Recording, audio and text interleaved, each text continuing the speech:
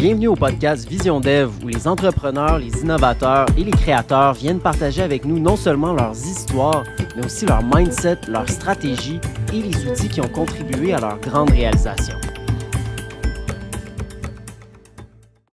Je suis Léo Brunet, cofondateur de Vision Dev, une entreprise de capital privé spécialisée dans l'investissement immobilier. Sur le chemin de bâtir un portefeuille d'une valeur de 100 millions de dollars, j'interviewe des personnes fascinantes, des entrepreneurs, des gens avec des parcours et des leçons à partager pour nous aider, nous, dans notre propre business et dans notre propre parcours. Aujourd'hui, j'ai un invité de longue date qui est venu sur le podcast et qui nous a raconté une histoire qui était tout à fait nouvelle pour moi. Guillermo de Jesus, il a émigré de Cuba quand il était encore étudiant au secondaire et il nous raconte un parcours qui est à la fois déchirant, mais aussi empreint d'optimisme et de rêve. Il nous raconte comment le régime totalitaire dans lequel il a grandi l'a amené à développer une vraiment bonne débrouillardise puis un sens des affaires. Une fois dans la province, tout jeune, il a payé de sa poche pour son éducation privée. Il s'est assuré de se côtoyer au maximum les Québécois de souche plutôt que de rester avec les autres hispanophones pour développer la langue française puis pour mieux s'intégrer dans la société. Il nous raconte comment il a développé sa business de courtage immobilier et comment il en a fait une mission d'être un guide pour les nouveaux arrivants hispanophones qui cherchent à se loger dans notre province. C'est vraiment une entrevue qui est fascinante, qui nous fait passer d'histoires de fabriques de rhum clandestin à Cuba à des anecdotes d'un jeune immigrant qui arrive au Québec puis qui découvre les cadeaux de Noël pour la première fois. Vraiment, Guillermo a été super généreux. Il s'est ouvert à nous puis j'espère que vous apprécierez autant ce fascinant épisode que moi. Ah Guillermo, bon? man, it's recording. Je suis vraiment content de t'avoir, man. Moi aussi, man. Ça Vraiment, faisait très vraiment. longtemps, puis it's always fun to see you. C'est toujours. Les gens, ils savent. En fait, là, évidemment, les gens, ils savent pas, mais nous, on est quand même, on se connaît depuis quand même pas mal d'années. Très longtemps. T'es allé au cégep ensemble. On en a vu des vertes puis des pommures. C'est ça, c'est ça. Puis surtout, on n'avait aucune idée qu'est-ce que. Ben, je pense qu'il y a beaucoup de gens qui au cégep, ils n'ont aucune idée qu'est-ce qu'ils vont devenir 10 ans après, là. Mais je t'avoue qu'on a pris des chemins que je pense pas qu'on aurait pu imaginer à ce moment-là. Pas tout. Vraiment. Pas Hein? tout. And yet, here we are. Puis on est là. Ouais. C'est pour ça, ça me fait vraiment plaisir quand j'ai vu que tu as lancé le podcast. On a jasé tantôt que je t'ai lancé ça à la blague. Là. Hey, let's go, mon Léo. On s'assoit puis on jase un peu. Puis t'as pris ça au sérieux. Oui, tout à fait. T'as des très bonnes idées de topics qu'on pourrait discuter. Puis je pense que ça va me fasciner et ça va fasciner tout le monde qui va l'entendre. Ben écoute, j'espère. Je prétends pas avoir une vie fascinante, là, mais moi oui, je la trouve fascinante, ma vie. Puis c'est ça qui compte. C'est ce qui va la rendre fascinante. Puis c'est ça. Tu sais, ton parcours est unique quand même. Là. C'est pas tout le monde qui a vécu ce que tu as vécu. Puis ça a dû t'apporter une ouverture d'esprit incroyable. Donc, Oui, absolument. Absolument. Tu sais, on parlait tout à l'heure du fait que je suis arrivé ici à 15 ans, directement de Cuba. Moi, je te dirais, man, pour moi, ça a été... je suis né à nouveau. En 2005, là, quand je suis arrivé ici. T'avais quel âge quand tu... J'avais 15 ans. 15 ans. J'avais 15 ans. Non, j'allais avoir... 2005, je suis arrivé en août, j'ai eu en septembre 15 ans. OK. Ouais, 15 ans. Fait que t'as quand même formé tes racines là-bas. Tes modèles mentaux se sont créés là-bas. Absolument, je te Tu parlais dirais... espagnol uniquement. ouais. Exclusivement espagnol. Moi, je suis arrivé ici. C'est pour ça que je te dis que je suis né à nouveau parce que, tu sais, la différence entre un immigrant cubain et d'autres immigrants, c'est que, veut pas, nous, on est dans une petite île, on est enfermé, on a un régime quand même dictatorial. On se le cachera pas. Tout est contrôlé. Qu'est-ce que tu regardes à la télé est contrôlé. T'as pas accès à Internet. En tout cas, dans mon temps, c'était impossible. Pas accès à Internet. Non, il n'y a rien, pas d'Internet, pas de satellite. Ce qu'on avait qui se rapprochait le plus à l'Internet, c'était, on avait des CD quand il y avait 2-3 ordi à l'école là, pour tout le monde. Puis on avait l'encyclopédia, oui. C'est ça, 2000, là, puis c'était ce qui se rapprochait le plus pour nous à l'Internet, là, tu sais. Fait que c'est sûr que tu débarques au Canada, pour moi, tout était impressionnant. Je me rappelle la première fois que je suis allé à un supermarché. Ici, pour moi, c'était wow! Je ne savais pas qu'il y avait autant de sortes de pain là, qui existaient. Ça paraît fou et aberrant pour pour les communs des mortels. Particulièrement venant de Cuba, qui est très isolé sur ce point de vue-là. Donc, c'est absolument tout ça. est local là-bas. C'est ça, tu sais, je veux dire, même les voitures, n'importe quoi, tu sais, je veux dire, j'ai pas dormi pendant 2 semaines, la première fois que j'ai touché à l'Internet, là, tu sais, c'était vraiment, wow, tout ça existe. Et je pense que... Ah ouais, est-ce que c'est un de tes souvenirs les plus forts de quand t'es arrivé? Clairement. C'est d'avoir accès à l'Internet? Clairement. C'est comme t'as découvert l'Internet à 15 ans. J'ai découvert l'Internet à 15 ans. Je me rappelle quand j'étais arrivé, tu sais, on faisait les classes d'accueil. Parce que quand tu arrives en tant qu'immigrant pour apprendre les français, on se fait des classes d'accueil. Classes d'accueil, dans le fond, c'est le français de base. Là, micro, montre, bref, on t'apprend vraiment. Culture un peu aussi. Histoire, un peu. Pas vraiment, parce que tu parles pas français. Fait que il faut vraiment, pour qu'on te donne des cours d'histoire, il faut que tu comprennes le français avant, tu sais. Donc, tu fais ça. Mais je me rappelle que, évidemment, tu es avec beaucoup d'immigrants. Tu es tous des jeunes adolescents, dans le fond, qui sont dans la même situation que toi. Tous hispanophones. Tous hispanophones. Mais pour l'anecdote de l'Internet, c'est que, tu sais, à l'époque, il y avait MSN, Hotmail, là, Messenger. Là. Ouais. Puis je me rappelle, j'étais arrivé, puis tout le monde est comme, ouais, donne-moi ton Messenger, là, tu sais. Comme aujourd'hui, on dit, passe-moi ton Instagram, ou whatever. À l'époque, c'était donne-moi ton Messenger, là, tu sais. J'avais aucune idée, c'était quoi, hein, MSN. Puis là, j'arrive, je retourne à la maison. Maman, t'as-tu une adresse email? Tu sais? Mais ouais, je sais, j'ai un yahoo.es. Fait que là, je suis comme, OK, non, ça marche pas pour ce que les gens ils veulent, là, tu sais. Fait que je tournais, il y a quelqu'un qui m'a appris comment faire une adresse email. Puis là encore, c'est super drôle parce que la limitation du français, tu sais, j'avais essayé Guillamon @hotmail.com. Ça marchait pas. C'était déjà pris, évidemment. Fait que j'ai fait plein de combinaisons. Puis à un moment donné, ça a marché. C'était Guillet, trait d'union, MOR. Puis pour moi, c'était correct. Sauf qu'à un moment donné, quand j'ai appris le français, qu'on me demandait mon adresse email, ça disait Guy est mort. Guy est mort @hotmail.com. Donc là, c'était comme Guy est mort. Ouais. Tu sais, fait que ça, c'était. Mais voilà, tu sais, c'est toutes des affaires de même qu'à 15 ans, chose que pour vous, c'était normal. Tu sais, je sais pas à quel âge tu as commencé à toucher à l'Internet. Plus que normal, MSN. C'est ça, tu sais, MSN, mais juste aller sur Internet. La première chose qu'on faisait en rentrant à la maison, c'est se connecter.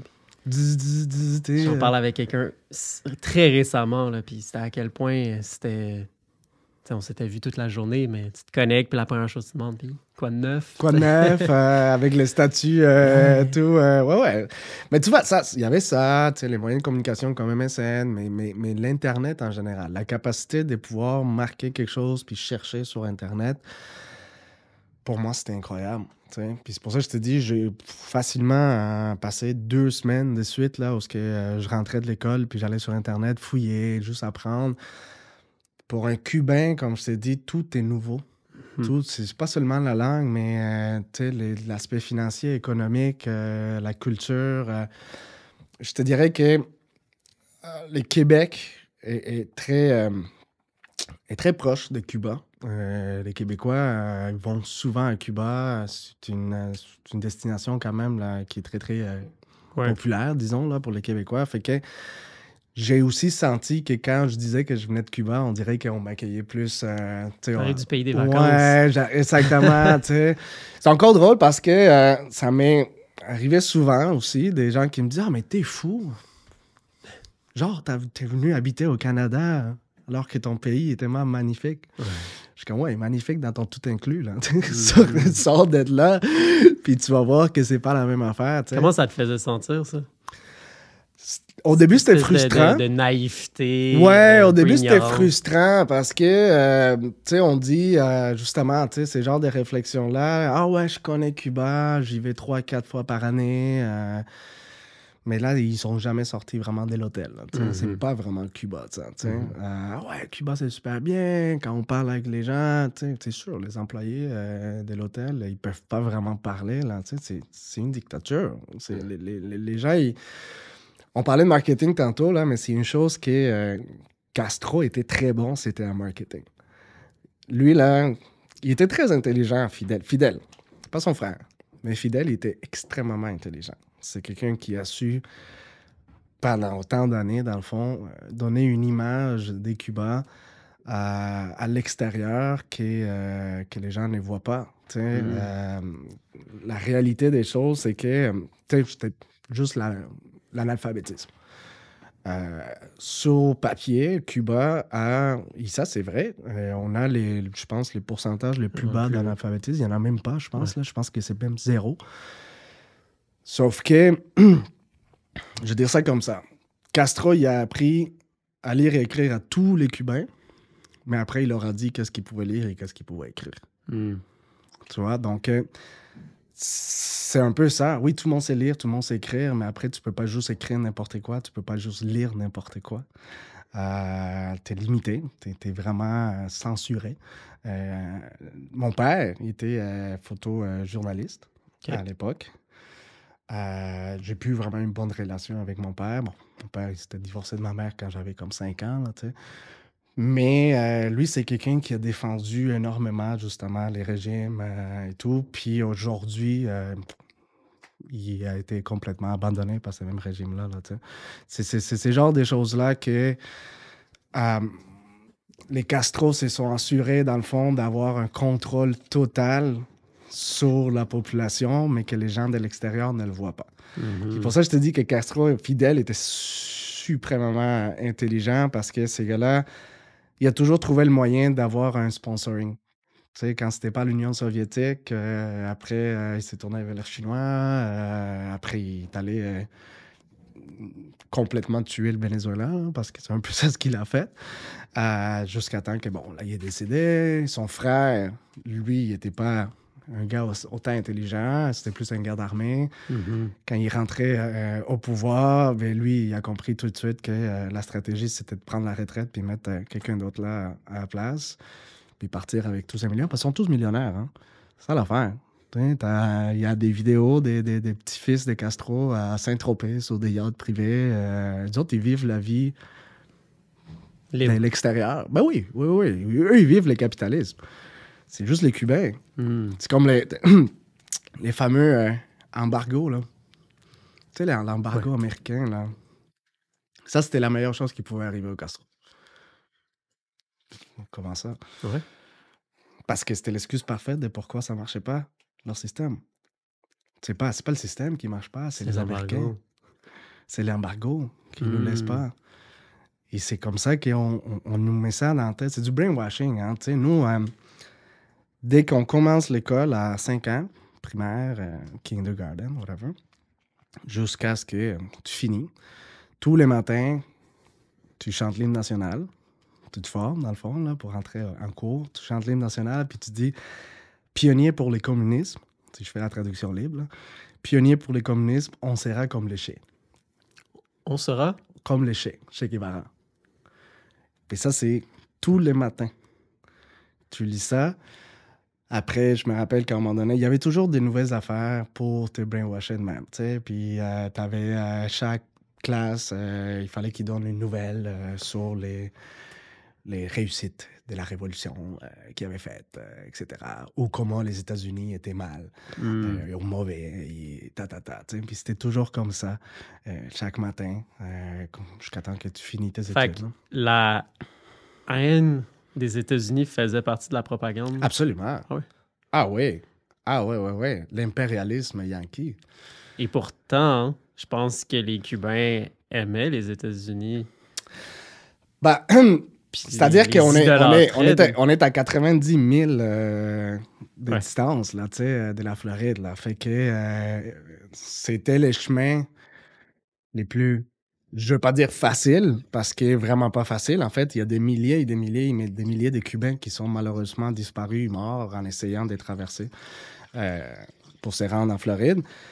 Mais pour nous, ça a toujours été l'extérieur. Je veux dire, c'est... En dehors de la cage. C'est ça, en dehors de la cage. C'est exactement ça. C'est un peu Puis ça. Puis toi, est-ce que dans tes 15 années à Cuba, tu as eu un moment où tu as pris conscience de cette propagande-là? Ou peut-être ton père, qui était photojournaliste, était peut-être plus ouvert sur le monde? C'était plus mon frère, je te dirais. Mon frère, parce que je t'ai parlé de mon père tantôt, mais en fait, mon père, il n'a jamais été vraiment pressant. Là. Ça a toujours été ma mère qui nous a élevés, moi puis mon frère. Mon frère qui a 10 ans de plus que moi, qui a été... qui était mon père, ma mère, mon frère, tout en même temps, je te dirais, là, énormément. J'ai une relation incroyable avec mon frère. Puis lui, il a toujours été une personne contre-révolutionnaire, on va dire, contre les régimes. Puis c'est toujours assuré que je comprenne ça. T'sais, il m'a pas obligé... Pourquoi il était contre? Qu'est-ce qu'il te disait comme raison d'être contre? Tout simplement, je veux dire, à Cuba, en fait, ce qui arrive, c'est qu'il y a énormément de gens qui sont contre la révolution, sauf qu'il y a beaucoup de peur. Donc, tu peux pas vraiment en parler, évidemment. Je pense que mon frère, il a juste compris d'un âge très jeune, dans le fond, là, que oui, qu'il y avait quelque chose à l'extérieur de Cuba qu'on nous cachait, qu'il y avait d'autres choses que ça. Qu'est-ce qu'on... Tu sais, après, tu vis toutes sortes d'affaires à Cuba, là, tu sais. T'as de l'abus policier, t'as des... C'est un régime, quand même, tu sais... c'est des tyrans, là. C'est fou, tu sais. T'as des gens qui disparaissent. J'ai eu des amis qui ont disparu comme ça. Ah ouais. Parce qu'ils étaient contre... tu sais, t'as un système dans chaque rue.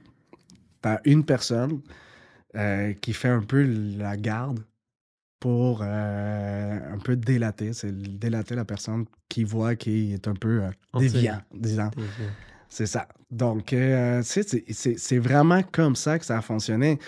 Je te disais tantôt que Castro était très intelligent. À un moment donné, il y a eu à La Havane, la capitale, comme d'habitude, c'est là où ça a commencé à un moment donné un petit peu comme un genre de protestation, des affaires de même.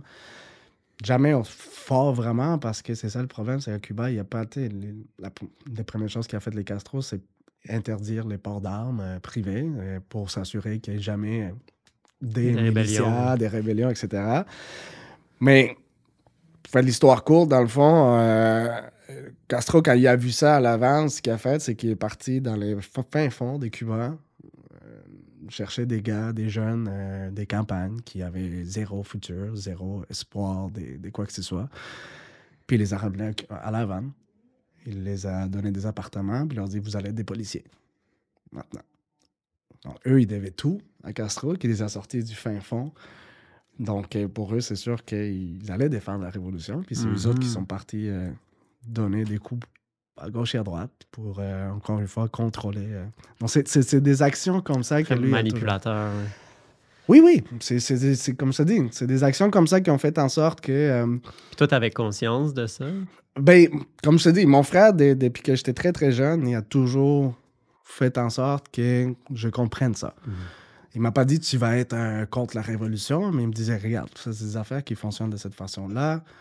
Quand je te parle du brainwashing, c'est que quand tu vas à l'école pour apprendre l'espagnol, on t'apprend la lettre F avec Monsieur Fidel Castro, les fousis des révolutionnaires. C'est comme ça que tu apprends l'espagnol. Ouais. C'est vraiment à ce point-là du brainwashing. Codifié. Là.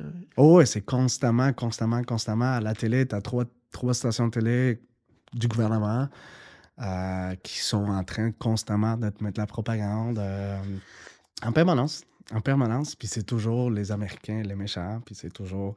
Le récit national. Tout. Puis les bons, c'est l'Iran, tous les pays, dans le fond, les Russes, évidemment. Ceux qui sont pas alignés. Ben, c'est ça.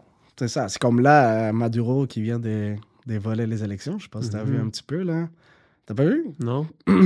Il a volé les élections, mais de façon vraiment dégueulasse, là. Vraiment, t'as le pays au complet qui savait, qui ont voté contre, même ceux qui, pendant des années, ont été pour les chavistes, si on peut le dire de cette façon-là en français. Là, aujourd'hui, c'est plus le cas. Puis t'avais vraiment un pays au complet qui a voté contre Maduro. Puis, le gars, il a juste décidé que non. J'ai dit, ben non, c'est ça, les élections, c'est ça. C'est moi qui ai gagné quand même encore. Puis, c'est la même affaire. Puis, c'est qui les premiers pays qui ont reconnu la présidence de Maduro? Cuba, Nicaragua, Iran, la Russie, tous les pays alliés, dans le fond, ont toujours été comme ça. T'sais. C'est toujours ça. C'est pour ça que je te dis que Castro, il a toujours cherché du sponsoring. Il a toujours trouvé le moyen de faire du marketing. Ouais. Que ce soit comme ça ou en se disant une puissance médicale. Ah, puis c'est le cas aussi dans les pays démocratiques aussi. Mais on ressent moins cet effet de manipulation-là. Ouais, mais t'as l'option d'aller chercher l'info et t'informer. Mm-hmm. Moi, je pense que c'est ça la clé. On a moins tendance à taire les opposants. Puis c'est ça. On laisse l'opposition s'exprimer. Ouais. C'est ça. À Cuba, t'as un parti. Ouais. Ils te font encore, en fait, je trouve ça parce qu'ils te font le cinéma on a des élections, puis on va aller voter, mais t'as un parti. Donc, t'as la journée des élections, let's go, on va aller voter, mais finalement, tu votes pour le même parti. T'as le Parti communiste de Cuba, c'est tout. Tu sais pas, ça changera pas. Puis ça fait 60 ans que c'est comme ça. C'était quoi ta vision de l'extérieur de Cuba quand t'étais jeune, avant de partir? C'est ce que je voyais dans les films. OK. Tu regardais des films. C'est aussi simple que ça. Ça, tu y avais accès? Ben, les films, oui. Tu sais, il y avait toujours le piratage, entre guillemets, là. Donc, tu sais, nous, on avait les blockbusters, dans le fond. C'était chez un Cubain qui piratait dans les VHS, dans le fond. Puis tu rentrais, puis je me rappelle, moi, on appelait ça les bancos, les banques de films. Littéralement, comme on l'appelait. T'arrivais, c'était le gars, dans son salon, puis il y avait juste une bibliothèque tout autour du mur, puis c'était des VHS. Lui, il prenait un risque. Absolument. Mais à Cuba, en fait, c'est ça qui arrivait, c'est que t'avais pas le choix que de faire des affaires qui normalement seraient légales dans n'importe quel pays. C'est un business. T'as eu une idée. T'as eu une idée. OK, là, on parlait des piratages parce qu'on n'avait pas le choix, mais tu sais, je veux dire, t'aurais voulu faire de la production. Ben moi, avec mon frère, on a fait la production des rhums illégales. Parce que c'est pratiquement impossible d'obtenir une licence, j'imagine, et c'est réservé aux grosses... Ben non seulement c'est impossible, c'est que tout appartient au gouvernement. Donc, surtout à l'époque... Tu veux pas avoir une licence. Tu peux pas juste décider, je vais créer une business, puis c'est ça mon idée de business, puis je vais l'exploiter, puis je vais exporter ou je vais vendre ça, tu sais. Tout est au gouvernement. Donc, ce qui fait en sorte, c'est que l'histoire du rhum, par exemple, OK? À Cuba, dans le fond, t'as tous les Havana Club, t'as toutes les rhums de qualité qui est exporté, comme tout. Tous les produits qui sont exportables et qui ont une qualité des ventes à l'extérieur, tout ça, ça part. Et au Cubain, on va vendre ce qui est basse qualité. Un peu moins cher aussi, bien évidemment. Donc, tu as des petits magasins dans chaque quartier où ce qu'on te vend les cigares par les Cohiba. Les Cohiba, ils s'en vont à l'extérieur, mais des cigares pour la population. Et les rhums. Tu as une marque des rhums qui est vendue juste à la population pour moins cher.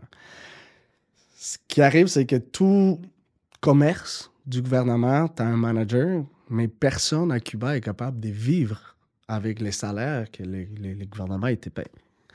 Donc, ça fait en sorte que c'est devenu même, malheureusement, normal de briser voler, entre guillemets, trouver des moyens, dans le fond, là, de faire de l'argent sur le côté. Et par exemple, pour te prendre l'exemple du rhum, on avait des petits points de vente comme ça, où chaque manager, dans le fond, il recevait, on va dire, 100 bouteilles du gouvernement à vendre. Et après, ben, on avait les copies, les contrefaçons que nous, on faisait, qui étaient exactement pareilles que celles du gouvernement. Et lui, il nous achetait, il vendait à profit, puis après, il vendait ça au gouvernement. Donc, on faisait tous de l'argent de cette façon-là. Mais puis ça, c'est drôle parce que ma mère, elle avait aucune idée de ça. Ma mère, elle est venue, parce que la fin, c'est ça. Ma mère est venue en 2003, à 2002, fin 2002-2003. Moi, ça a pris 2-3 ans, justement, pour que j'arrive, en 2005. Pendant ce temps-là, je suis resté tout seul avec mon frère. Mon frère, il a quand même 10 ans de plus que moi. Puis mon frère, c'est vraiment un entrepreneur dans l'âme. Lui, depuis qu'il avait 10 ans, là, il faisait déjà de la business à gauche, à droite. Puis il fallait qu'on survive, parce que ma mère, elle est arrivée ici, puis elle n'avait pas nécessairement les moyens de nous envoyer de l'argent tout le temps. Elle était une immigrante qui arrive puis qui débarque. Là, même que c'était très, très dur parce qu'elle ne nous a pas vus. Moi, j'avais 12 ans quand ma mère est partie. Puis on se parlait au téléphone. Souvent, c'est nous-mêmes qui qui convainquait ma mère de rester. Ma mère, non, je veux revenir, tu sais, puis non, c'est la seule chance qu'on a de partir, on va la prendre, puis surtout au Canada.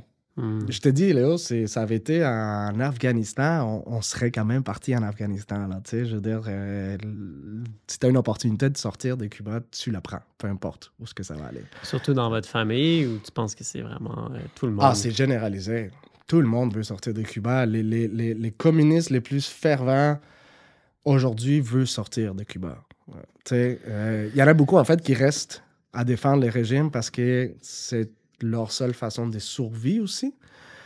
Mais en arrière des rideaux, c'est des gens qui... Les régimes fonctionnent juste plus. Ça a été une bonne idée à l'époque, comme tout. Mais ça a pris 5 ans pour réaliser que c'était pas faisable. Mais c'est comme tout, le communisme en général, c'est une belle idée dans la théorie. Mais dans le pratique, c'est impossible. Puis ça, c'est une chose aussi qui est drôle, c'est que quand je suis arrivé ici pour étudier, je me suis rendu compte qu'en fait, même l'histoire du monde est adaptée à Cuba. Qu'est-ce qu'on t'apprend n'est pas la réalité. Elle est adaptée pour faire en sorte qu'on paraisse toujours comme les bons. Soit plus glorieuse. Exactement. Puis tu sais, moi, j'ai réétudié ici, c'était au secondaire, au cégep. Mais je pense qu'une de mes matières préférées, c'était l'histoire. Je pense qu'on le fait tous un peu, là. Aussi, là. Dorer notre histoire. Ouais, on regarde notre histoire. Je me souviens pas au primaire d'apprendre comment est-ce qu'on avait causé la destruction en tant qu'Européens quand on est arrivé en Amérique du Nord. Non. Il y a ça, oui, je suis d'accord. Mais de là à complètement changer un fait historique parce que... à ce point-là. À ce point-là. Puis, tu sais, le communisme, justement, quand j'ai étudié le communisme ici, en histoire, comme je t'ai dit, en théorie, c'était une très belle idée, mais juste impossible à implanter sans dictature. Et même quand tu l'implantes avec une dictature, ne fonctionne pas. Ça tient par des ficelles, ça tient par des mensonges, ça tient par... Absolument.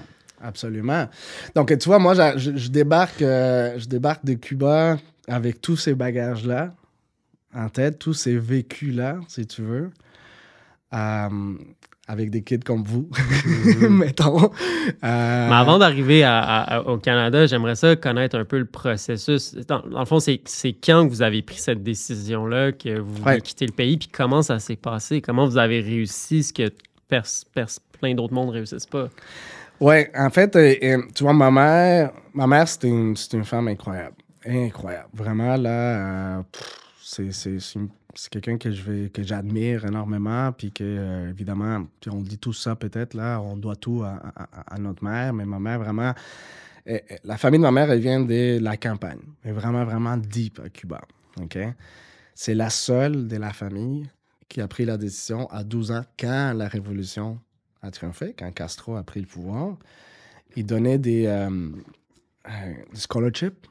On dirait ça en français, un scholarship. Des bourses. Des bourses, on va dire. Études. Mais pas nécessairement une bourse, mais c'est juste que les adolescents, ils avaient l'opportunité de venir étudier, interner, c'est dans des internats, mettons, à La Havane, OK? Pour étudier et tout. Ma mère est même allée étudier à un moment donné en Union soviétique et tout, etc.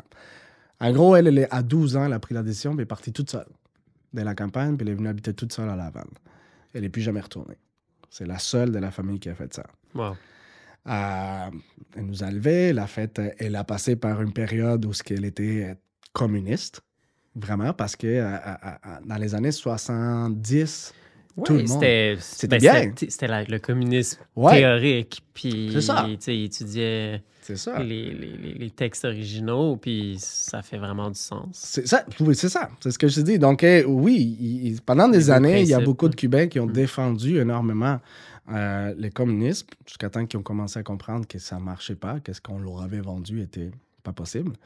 Mais tout ça pour dire que, bon, ma mère, elle a fait en sorte que... elle travaillait à un moment donné, elle travaillait dans le tourisme, dans les hôtels, puis à un moment donné, elle travaillait dans c'était un magasin de photos, dans un hôtel à La Havane.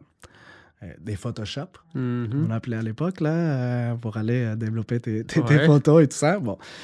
Elle était photographe, dans le fond. Okay. Puis, elle rencontre mon beau-père, qui est décédé maintenant, québécois. Lui, dans le fond, il y avait des bateaux de cargo, tu sais, puis il allait souvent à Cuba, puis à un moment donné, il était venu parce qu'il voulait faire une photo shooting de ces bateaux, je sais pas quoi, sur le port de La Havane à Cuba, et tout, etc. Puis c'est là qu'il a rencontré ma mère. Et ben ça, c'était quasiment 6 ans avant qu'on prenne la décision de sortir. En fait, ça n'a pas... Oui, ça a été un plan. Je pense que mon frère a toujours eu dans sa tête qu'il fallait Dès sortir qu'il y aurait de une Cuba. opportunité, il la prendrait. Ouais. Oui, ma mère, pas nécessairement. Tu sais, veut pas, on habitait dans le ghetto de La Havane. Mais comme ma mère avait accès au tourisme, travaillait dans le tourisme, on manquait pas de... Tu sais, on était correct. On n'était pas riche, loin d'être là, tu sais, parce qu'à Cuba, tu peux pas être riche anyways. Mais disons que si je me compare à mes amis, qui parfois n'avaient même pas de souliers pour aller à l'école ou il n'y avait rien à manger à la maison, mais chez nous, il y a toujours eu quelque chose à manger. Tu sais. J'ai quand même eu ma première télé à couleur peut-être 10-11 ans, là, tu sais, je veux dire. Mais il y a une différence énorme dès que tu as accès au dollar dans le tourisme. Tout ça pour dire que à un moment donné, ma mère a eu l'opportunité par mon beau-père qui a fait une visa touriste, etc., pour venir. Okay. L'idée, c'est qu'elle revienne. C'est qu'elle fasse 3-6 mois, je pense, un truc comme ça. Puis, elle n'est jamais revenue. On ne pensait pas que ça allait prendre 2 ans, 3 ans quasiment, avant que moi, je puisse venir. Mais ça a pris 3 ans. Tous ces processus. Puis, quand tu dis... L'objectif, c'était qu'elle revienne après 3-6 mois. Ça, c'était le prétexte sur le visa. Oui, c'est ça. Mais c'était prémédité qu'elle ne revienne pas? Ou... Je pense que oui. Tu sais, j'étais quand même très jeune quand cette décision-là s'est prise. Disons que ça a plus été une décision qui a été prise par mon frère et ma mère. Mais je pense que oui. Je pense que l'idée, c'était quand même de rester au Canada. C'était notre port de sortie, là, tu sais. Maintenant, comme je te dis, ça a pris quand même plus longtemps que prévu. Surtout mon frère, parce que mon frère était déjà majeur. Moi, j'étais mineur. Donc, moi, je suis arrivé ici. Moi, j'ai eu un processus d'immigration, là, si je compare avec beaucoup de mes clients actuels, par exemple. J'étais extrêmement chanceux, là. Je suis arrivé, j'étais déjà résident permanent. 1 an après, j'étais citoyen canadien parce que ma mère, ça faisait déjà des années qu'elle était ici. Puis comme j'étais mineur, mes papiers embarquaient avec elle. Donc, ça, vraiment, j'ai rien en pleine. Ma mère, elle a fait un travail colossal là-dessus parce qu'elle a dû tout faire ça. Oui, elle a eu ce côté-là de mon beau-père qui était québécois, qui, en quelque sorte, a aidé au processus. Mais ça, c'est une autre histoire, peut-être pas embarquer là-dedans, mais là aussi, avec mon beau-père, ça a été une situation un peu délicate et différente. On n'a pas eu une relation extraordinaire, lui puis moi. Mais ça on en parlera peut-être, là, mais je trouve que tout ce qui m'arrive, moi, tout ce qui m'est arrivé dans la vie, moi, je trouve que c'est arrivé pour une raison. On parlait de Sainte-Anne tout à l'heure, mon parcours scolaire. Je suis allé à Sainte-Anne parce que mon beau-père, sa fille était allée à Sainte-Anne. C'était lui qui avait eu l'idée de Sainte-Anne. Lui avait les moyens de me payer Sainte-Anne. Sauf que je suis arrivé à Sainte-Anne, puis je pense 3 mois après, lui, il a juste dit, j'arrête de payer. Oh. Je paye. Pas aucune raison, tu sais. Je n'étais pas un mauvais kid, là. Mais c'était, je sais que pour lui, c'était une façon de contrôler ma mère. C'était une sorte de manipulation. Sauf que lui, il pensait que j'allais faire OK, je pars. Non, je suis allé me chercher un prêt-bourse que je paye encore. Puis j'ai payé Sainte-Anne moi-même. Wow. Puis après ça, j'ai été accepté à Brébeuf. Puis let's go, on va à Brébeuf. Puis finalement, j'ai jamais eu besoin de lui, vraiment, là. Je le paye encore, là. J'ai encore le prêt-bourse à payer. Mais, tu vois, puis souvent, les gens, ils me disent, mais pourquoi, tu sais, souvent, les gens, ils vont me demander un prêt-bourse rendu à l'université, des affaires de même. Moi, je pense que, tu sais, les gens me disent, ah ouais, t'as jeté de l'argent, tu sais, c'est des dettes pour les secondaires, pour les cégeps. L'exemple parfait. On est là, toi puis moi, aujourd'hui. J'avais pas été à Brébeuf. On se serait jamais rencontrés. La première business que Ben, je c'était faisais clairement un avant. bon investissement que tu as fait. C'était un C'est de mes même meilleurs. incroyable le privilège que tu été capable de t'offrir en prenant ce prêt-là, tu sais, d'avoir cette éducation-là venant d'où tu venais en plus. Pour moi, c'était Qu'est-ce qui t'a primordial. fait faire ce move-là à l'âge de 15 ans? Qu'est-ce que tu voyais comme étant un bon investissement? Écoute, je t'avoue que la première réflexion, c'était surtout pour dire va chier, j'ai pas besoin de toi. OK. Tu sais, on se le cachera pas. Comme je te disais, j'arrivais quand même avec une maturité beaucoup plus avancée que les gens de mon âge. Ça, c'est clair. Tu sais, On ne se je me demandera rappelle- pas pourquoi. Mettons. Mais tu sais, je me rappelle la première année, mon premier Noël. On est arrivé après les vacances de Noël, puis tu sais, les discussions. Ah ouais, qu'est-ce que t'as eu? Ah non, la Xbox, ah whatever. Ah, t'as pas eu la plante. Toi, Guillermo, qu'est-ce que t'as eu? Je suis comme, je savais pas, je pouvais demander un cadeau, là, tu sais. OK. Attends, là, tu sais. Pour moi, c'est. Moi, j'ai pour été ça. capable de rester à l'école. Ouais, c'est ça. Ben moi, c'est ça. Je suis encore là. Mais, tu sais, pour moi, ça... Puis je trouve vraiment que ça fait en sorte que je suis le Guillermo que je suis en ce moment à cause de tout ça. Clairement, me baigner dans un aspect plus québécois. Tu sais, rien contre les communautés latino, les gens qui restent autour de sa communauté. Je comprends ça. Mais pour moi, c'était un no-brainer. Si je voulais vraiment m'intégrer, si je voulais vraiment devenir québécois. Puis c'est là où, tout à l'heure, on parlait justement de l'aspect, la différence entre la plupart des latinos, des immigrants latinos, puis les Cubains, c'est que nous, les Cubains, quand on arrive, on veut devenir québécois, on veut devenir canadien, on veut devenir américain. Pas tous. Il y en a qui vont à Miami, puis restent à Miami, puis vivent encore comme des Cubains. C'est juste qu'ils ont des cartes de crédit, là. Mais oui, oui, il y en a d'autres qui décident de partir dans d'autres places des États-Unis. Moi, j'ai jamais eu l'intérêt d'aller aux États-Unis, d'aller habiter à Miami, comme ça m'a jamais... Au contraire. Je suis vraiment devenu québécois. Un Cubain qui fait du snowboard. Genre. C'est ça, tu sais. Puis ça aussi, c'était une affaire que pour moi, comme je te disais, je me suis toujours senti outsider et j'ai toujours voulu m'intégrer. Tu dis que tu t'es toujours senti outsider, même quand tu étais à Cuba, tu te sentais outsider par rapport à la communauté cubaine, à la culture cubaine? Tu vois, j'avais jamais pensé à ça, mais je pense que oui. Pas à la culture cubaine, mais surtout à la mentalité qu'on nous inculquait et que... à la maison, moi, mon frère, par exemple, s'était toujours occupé que moi, je comprenne qu'il y avait l'extérieur. Ouais.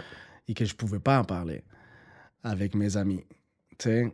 Donc, oui, je me sentais... Je voulais déjà être autre chose dans un autre pays, même à Cuba. Puis en arrivant ici, ben, et c'est encore super drôle parce que quand je vais à Cuba, que j'y vais plus, mais quand j'allais à Cuba, il fallait que je rentre avec mon passeport cubain. On t'oblige, même si j'étais Canadien. Parce que sur mon passeport canadien, c'est marqué « né à Cuba ». Donc, on t'oblige à rentrer avec le passeport cubain. Qui ont? Les Canadiens, les Cubains, le Les gouvernement Cubains, cubain. okay. Le gouvernement cubain, si tu es cubain, il faut que tu aies ton passeport cubain. Évidemment, c'est une façon de te faire payer parce que tu renouvelles. Même, c'était encore drôle, là, ça n'existe plus, là, mais pendant des années, il fallait même que toi, tu payes un genre de visa pour retourner à Cuba. Imagine. Payback, là. Non, mais t'imagines. Puis là, l'affaire, c'est que... C'est pour ça que je te dis outsider. On parlait d'outsider, mais quand tu rentres à Cuba, ils ne me considèrent pas canadien. Ils m'obligent à rentrer avec les passeports cubains. Mais j'ai aucun droit en tant que Cubain. Donc, je suis rien pendant que je suis là. Tu sais, c'est fou quand même, hein, tu sais.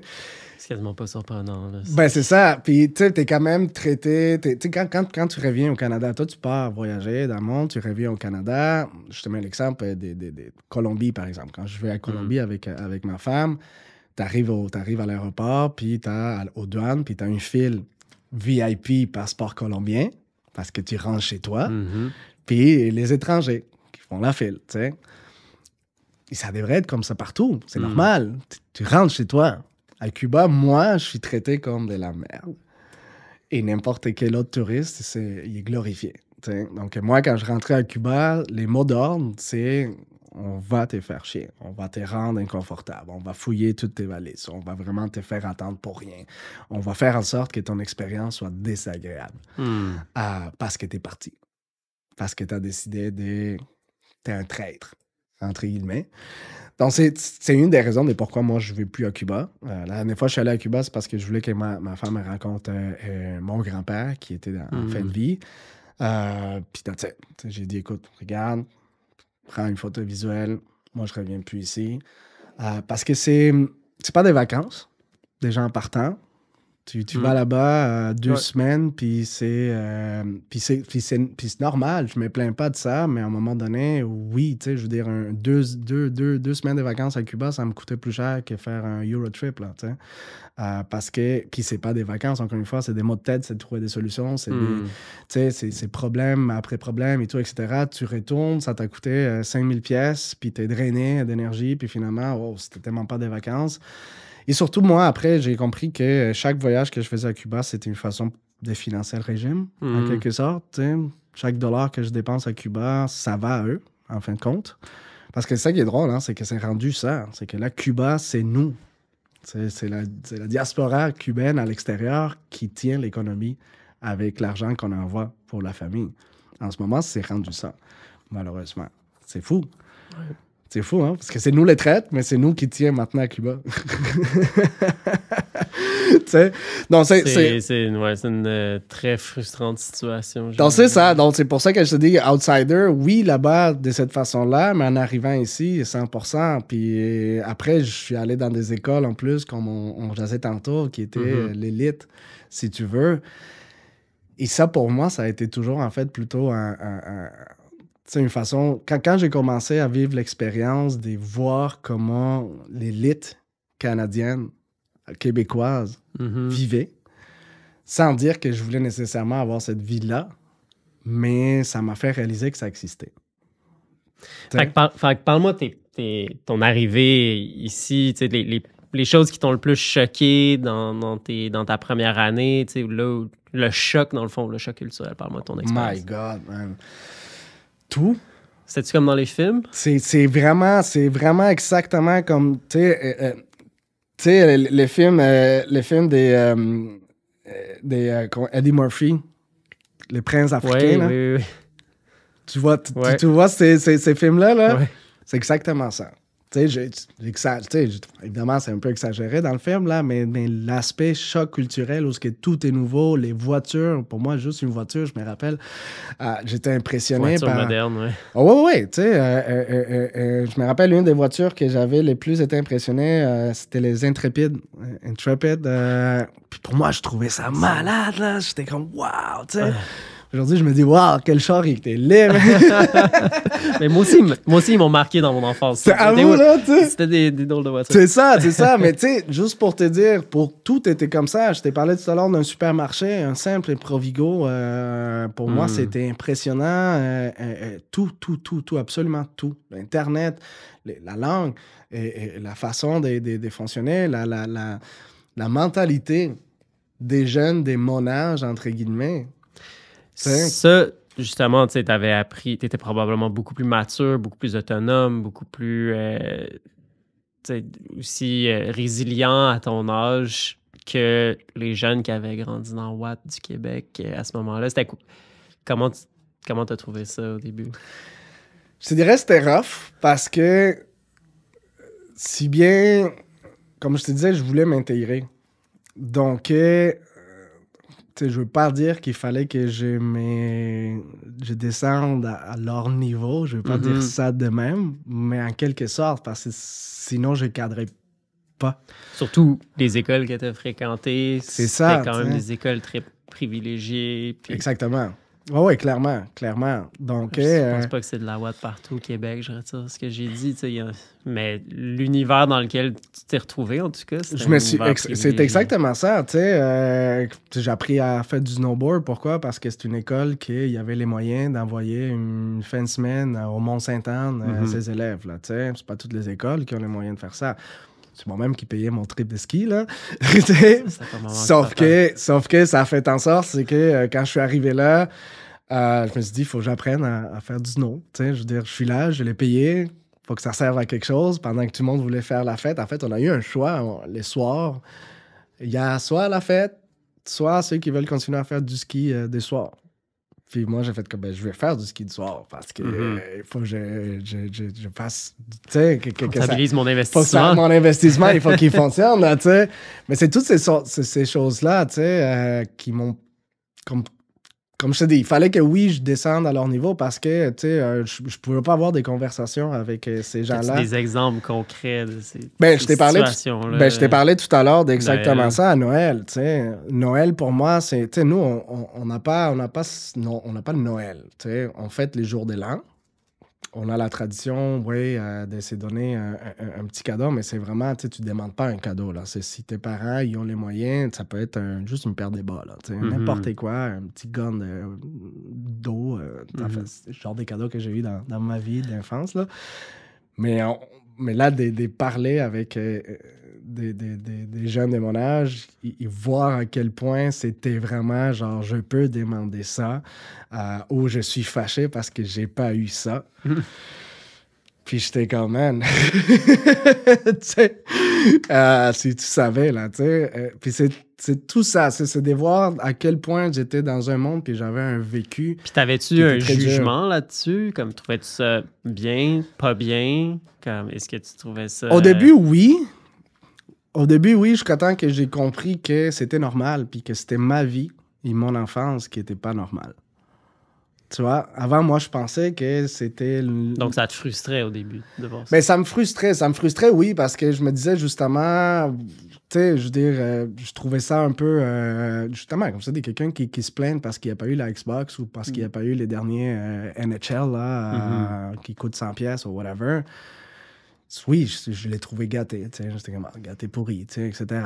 Mais après, je me suis rendu compte qu'en fait, c'est pas eux qui étaient gâtés pourris, c'était moi qui avais pas eu cette vie-là, en quelque sorte. Je m'en voulais pas de ne pas avoir eu cette vie-là parce que justement, ça a fait en sorte que je suis qui je suis en ce moment, puis j'étais qui j'étais en ce moment-là. Je pense que j'avais pas eu tous ces vécus-là, puis peut-être j'aurais pas eu cette maturité-là de dire, OK, ben, je vais me la payer, mon école, puis oui, je vais me forcer à parler en français, je vais me forcer d'avoir des amis qui parlent en français. Puis ça a fait la même chose avec l'anglais. Une fois que j'ai appris le français, en fait, quand je me suis surpris à penser en français, c'est là où ce que j'ai fait, damn, OK, je parle français, là. Tu sais, avant, je traduisais. Tu sais, je pensais en espagnol, je traduisais, je le sortais. Puis à un moment donné, je me suis surpris à rêver en français. Donc, je rêvais un matin, puis je suis comme, ouais, je parlais en français dans mon rêve. Là, tu sais, je suis comme, oh, wow, OK. Là, je pense que. Puis là, ce que j'ai fait, je suis allé chercher des amis anglophones pour apprendre l'anglais. La licence des courtages immobiliers, par exemple, je l'ai faite en anglais, 100%, alors que j'avais toujours étudié en français. Je n'avais jamais étudié pour justement améliorer mon anglais, surtout business, les vocabulaires business, mettons. Donc, c'est des choix comme ça que je me dis, je me donne pas, je prétends pas être le gars qui a fait de la formule de comment immigrer, il s'adaptait. Mais pour moi, ça a marché. J'ai fait les sacrifices, je trouve qu'aujourd'hui payent énormément. Et même au niveau de qu'est-ce que je fais en ce moment, je pense que il y a beaucoup, beaucoup de choix. On parlait de marketing tout à l'heure, on parlait de tout ça. Il y a beaucoup de choses qui viennent de ça, qui viennent du fait que j'ai pu grandir, entre guillemets, comme un Québécois, mais surtout comme un Québécois, pas un Québécois, tu sais, je veux dire, je n'étais pas entouré d'immigrants. Justement, j'étais dans des écoles où les immigrants, ils parlaient pas espagnol. Tu sais, les fils des Vénézuéliens, les fils des Colombiens, ils parlaient pas espagnol, ils me parlaient pas en espagnol, là, tu sais. Donc, ça a fait en sorte que vraiment, j'ai grandi sans tous ces privilèges, mais en voyant qu'est-ce que c'était, ces privilèges-là. Tu sais, avec une conscience de ces privilèges. Une conscience que ça existe. Et ça me dit... Juste me dire, ben un jour, je vais pouvoir le faire. T'sais, je peux me rendre à avoir ces genres de privilèges-là. Chose qu'avant, il y avait un film que je regardais, il faisait du ski nautique quand j'étais à Cuba. Puis pour moi, c'était un rêve impossible.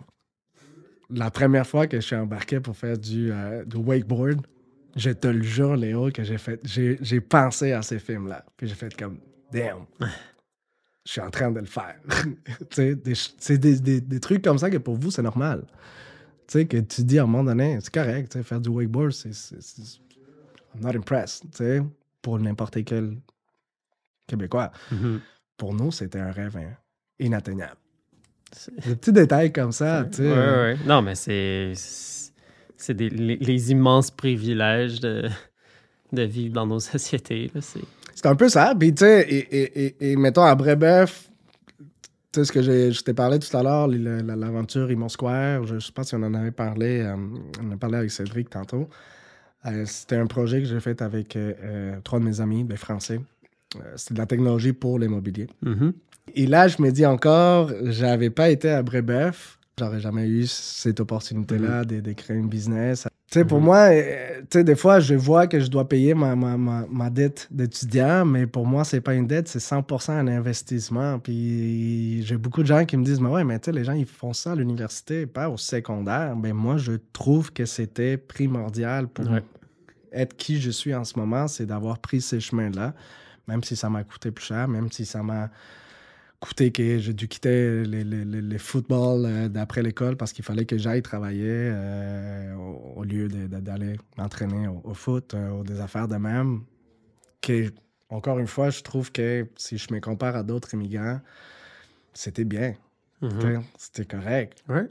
Oui. Je travaille énormément. Ben, moi, je travaille presque à 100% avec des Latinos en immobilier en ce moment. Mm-hmm. C'est notre niche.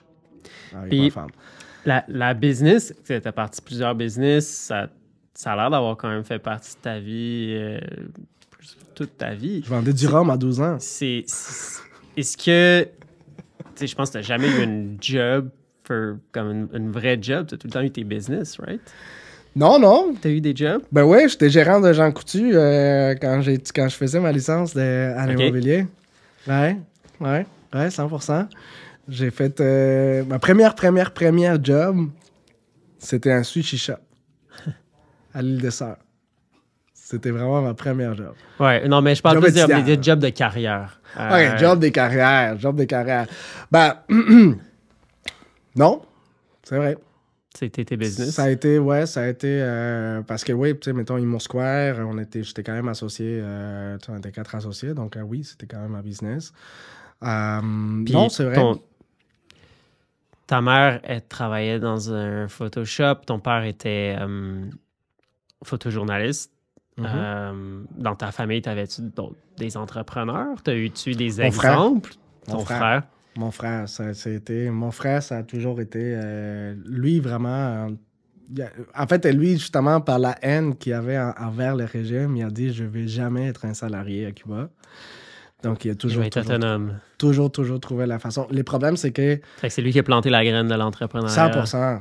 Okay. 100%. Et je trouve ça drôle parce qu'aujourd'hui, il se tourne souvent vers moi pour me demander conseil, pour me montrer des affaires. Puis pour moi, c'est flatteur. C'est très flatteur. C'est très, très, très flatteur parce que moi, mon frère, comme je te dis, j'ai jamais eu besoin de mon père parce que mon frère était là. J'ai jamais senti les besoins même si mon père n'a jamais été là, mais mon frère, il a eu vraiment une figure paternelle, puis même maternelle quand ma mère était partie, puis on est resté tout seul. Puis justement, tous ces business-là, puis ce qui est drôle, c'est que c'est des business que dans n'importe quel pays au monde, ça aurait été légal, mais là-bas, c'était illégal. C'était quoi ta vision d'un entrepreneur dans tes débuts? Est-ce que tu avais cette conception-là d'un entrepreneur, quelqu'un qui gère ses propres affaires, ses propres business, ses propres projets? T'avais-tu cette vision-là de toi dans le futur ou c'était juste tes projets du moment? Non, je t'avoue, Léo, que j'ai jamais... Tout ce que je viens de te raconter, de tout mon parcours et tout ça, t'as peut-être l'impression de dire, oh, ces gars-là, il avait tout planifié, il y avait une ligne d'ici 20 ans, il sait qu'est-ce qui... C'était pas du tout ça.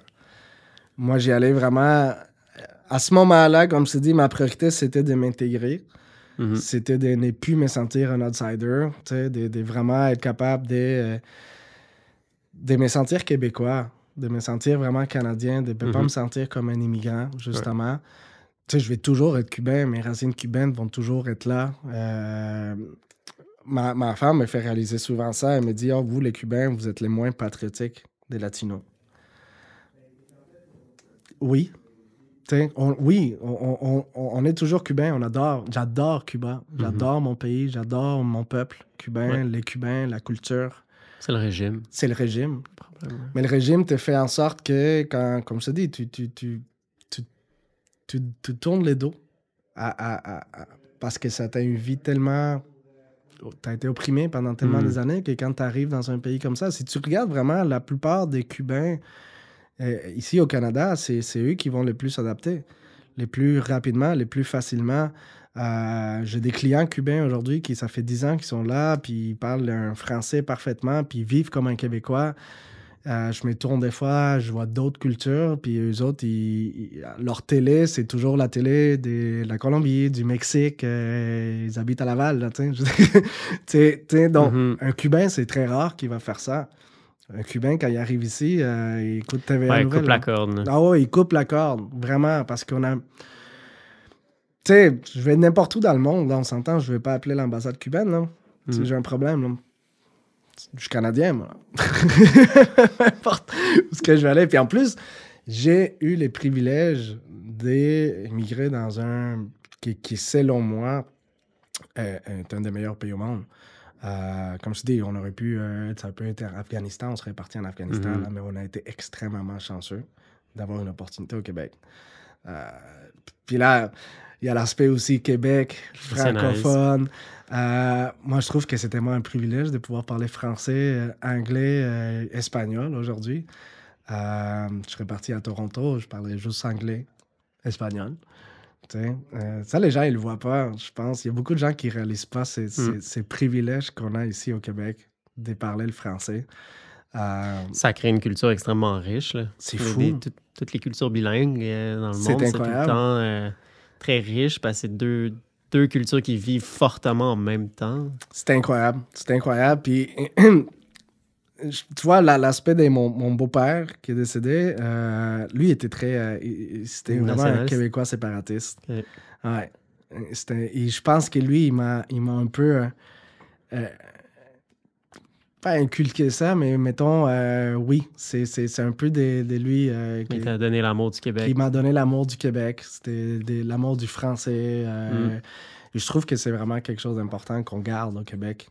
Les Français, je pense qu'il faut qu'on le garde. Ouais, c'est ce qu'il faut le garder, c'est jusqu'à quel point il faut le protéger. T'as pas le choix, je pense. T'as pas le choix, tu sais, je veux dire, les fois, on va voir ça un peu extrême, là, mais on comprend pas comment c'est facile d'effacer tu sais, surtout quand t'es la seule place en Amérique du Nord qui parle français, là, tu sais. C'est facile d'éteindre la flamme, là, c'est... Ouais, absolument. Toi, tu vois ça comment, toi? Je suis d'accord avec toi là-dessus. Je pense que ce serait trop facile que tout devienne anglais ou anglophone. Donc, c'est très fragile. C'est très fragile. Comme culture. C'est ça le mot. Ouais. À cause de son contexte géographique. Exactement. Ouais. Puis, donc, je pense qu'il faut faire des beaux efforts pour le maintenir. Puis je trouve que c'est un vrai pour garder ça pendant 500 ans devant nous, là. T'as pas le choix de le protéger. T'as pas le choix. Ça sera plus là. T'as pas le choix. Puis en fait, je trouve ça tellement cool qu'on puisse parler français en plein milieu de l'Amérique du Nord. C'est spécial. Ouais. Puis les Québécois... tu vois, la culture québécoise, en fait... Je parle que j'ai voulu m'intégrer puis devenir... Mais en fait, j'aime beaucoup la culture québécoise. Je trouve que les Québécois, c'est des gens hyper chaleureux. Une chose que j'ai... regarde, du racisme, il y en a partout. OK? Je dois avouer que j'ai pas... Oui, j'ai été victime de racisme à un certain point, à des occasions, whatever, mais j'ai jamais vraiment... Je sais pas si c'était l'aspect que je suis cubain. Je sais pas si nous, les Cubains, on est mieux reçus par les Québécois, par tous ces liens-là qui, je te disais. Racisme positif. Je sais pas, mais je trouvais que dès que je disais que j'étais cubain n'importe où, on s'ouvrait beaucoup plus rapidement à moi. Il y avait l'aspect aussi que j'ai appris le français avant l'anglais. Et s'il y a quelque chose que nous, on réalise en tant qu'immigrants, vous le réalisez pas, mais du moment où on essaie de parler français, les Québécois aiment énormément ça. c'est un truc de... Vraiment, tu remarques, là. Tu sais, tu peux être vraiment... Mais ils sont là, puis ils vont t'aider, puis ils vont t'écouter, puis juste parce que tu es en train de faire l'effort de parler français. Et ça, je trouve ça vraiment cool.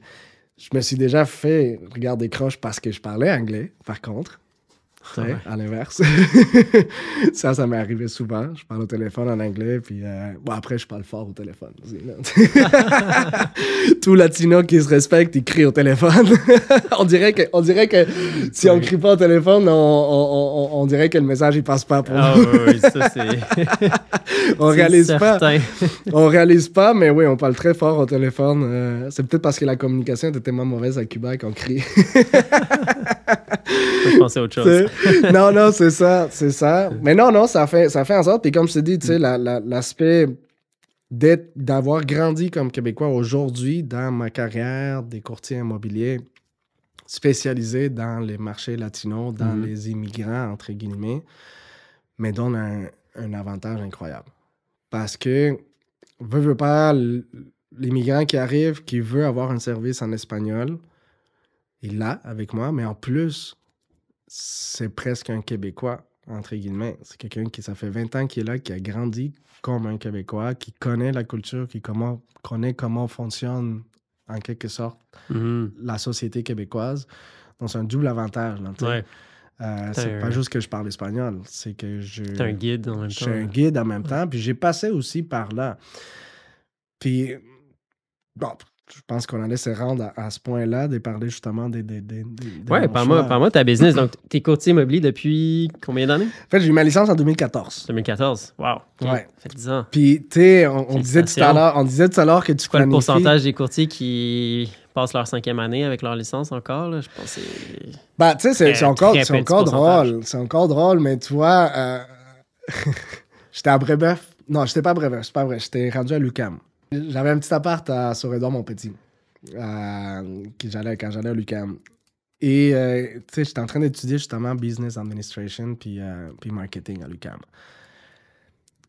J'aimais pas ça. Tu sais, j'ai toujours aimé le marketing, j'ai toujours aimé la business, mais j'aimais pas le cours que je suivais. J'avais perdu complètement l'intérêt. Et tu sais, tout à l'heure, tu me disais, ah ouais, mais tu sais, tu t'es planifié tes affaires, on dirait que tu as une ligne, des plans. Et non, en fait, moi, j'y allais vraiment c'était des coups de tête. C'était des coups de tête tout le temps. Quand j'ai décidé de devenir un courtier immobilier, j'ai un de mes meilleurs chums qui a débarqué chez moi. Ça faisait quand même longtemps qu'on ne s'était pas parlé. Puis il débarque chez moi en soute avec une Mercedes. Il arrive chez moi, on prend un verre. T'es rendu à faire quoi? T'sais? Il dit, je suis courtier immobilier. Il dit, ah ouais. Puis, t'aimes ça? Je dis, écoute, ça va, tu sais, je veux dire, pas longtemps que je le fais, mais ça va, j'aime ça. C'est une bonne affaire, tu sais, je fais de l'argent, c'est correct. Puis j'avais aimé ça. Juste la façon dont il parlait de l'immobilier, puis... Qu'est-ce que t'avais aimé? J'avais aimé l'aspect, justement, indépendance, entre guillemets. Captain of your own ship. Exactement, tu sais, c'est parce que moi, j'étais comme, OK, mais t'es salarié de l'agence? Non, tu sais, t'es associé à une agence, mais c'est toi-même, c'est toi. C'est toi, en gros. Tu manges que tu rapportes. Exactement. Puis en fait, c'était devenu je vais le faire. Puis je me rappelle que lui, il m'avait dit, ben non. Tu sais, c'est pas juste de même. Puis j'avais dit, watch me. Puis le lendemain, je suis allé m'inscrire pour faire la licence. J'aime ça. Puis je l'ai faite. J'ai fait, après ça, j'ai eu ma licence. J'ai vraiment pas fait l'immobilier comme j'aurais dû le faire je l'ai fait pendant 1 an et demi. Mais en parallèle, je faisais aussi la compagnie avec mon frère, des climatisations.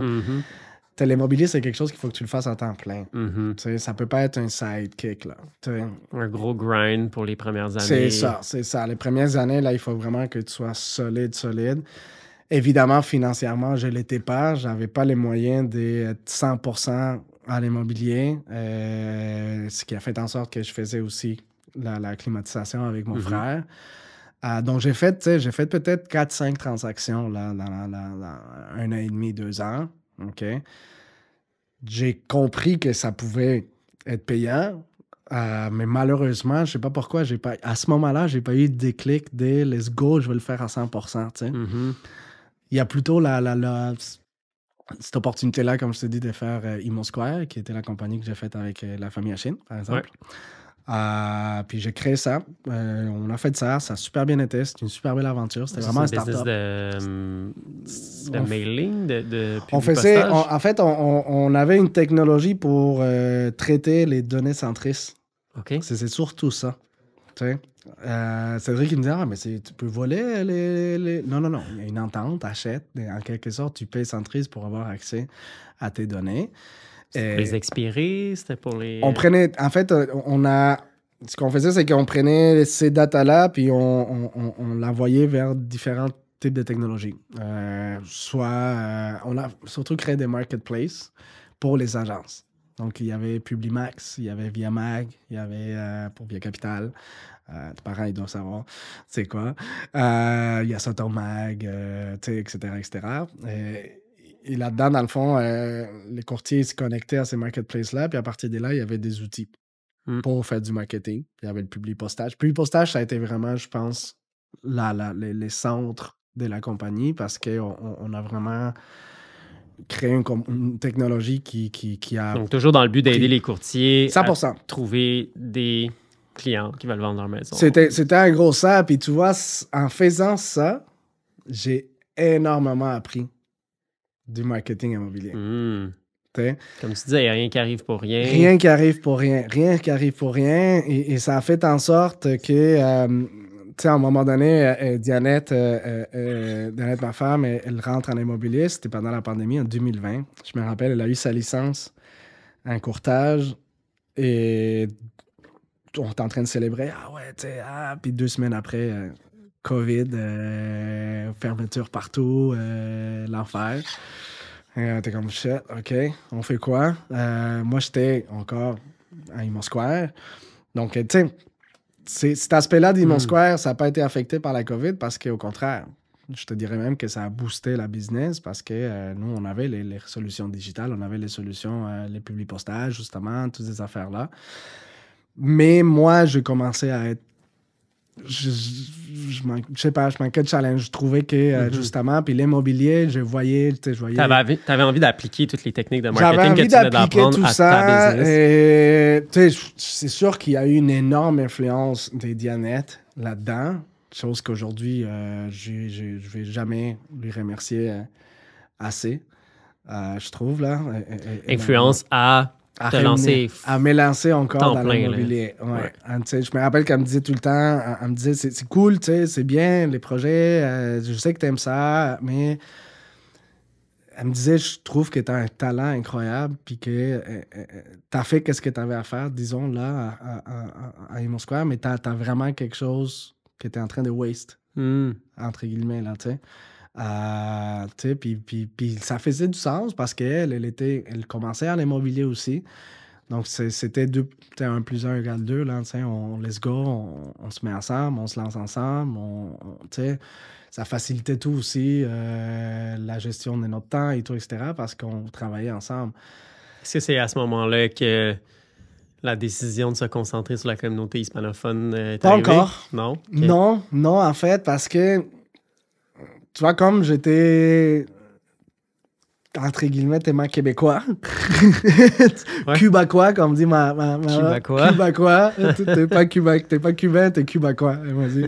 Tu sais, comme j'étais tellement rendu là que non, pour moi, ça a été, écoute, non, tu sais, j'ai pas besoin de me concentrer. À ce moment-là, je voyais pas l'opportunité, je le voyais pas du tout comme je le vois à ce moment. La niche, je la voyais pas. C'était plutôt, let's go, on va aller chercher. Moi, par contre, c'est quand on m'a dit à l'agence, là, il faut faire du cold call. Je suis très bon en cold call. Je suis au téléphone, là. Je ne vais pas dire que je suis une machine, là, mais je suis une machine. Je suis très bon au téléphone. Mais je me disais pourquoi? En 2022, 2021, à ce moment-là, pourquoi il faudrait que je sois en train d'harceler les gens au téléphone pour leur demander s'ils veulent vendre?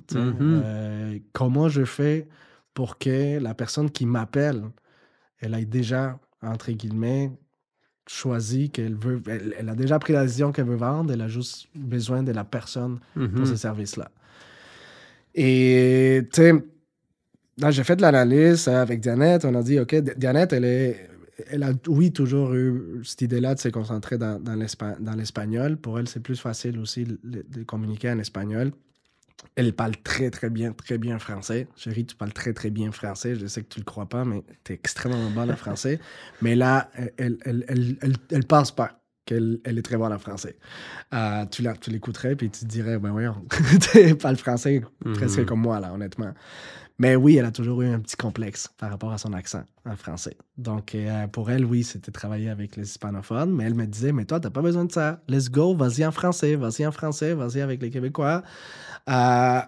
Sauf qu'à un moment donné, je me suis dit, attends, tu sais, pourquoi je me battrais contre 15 000 courtiers québécois au lieu de me battre contre 500 latinos?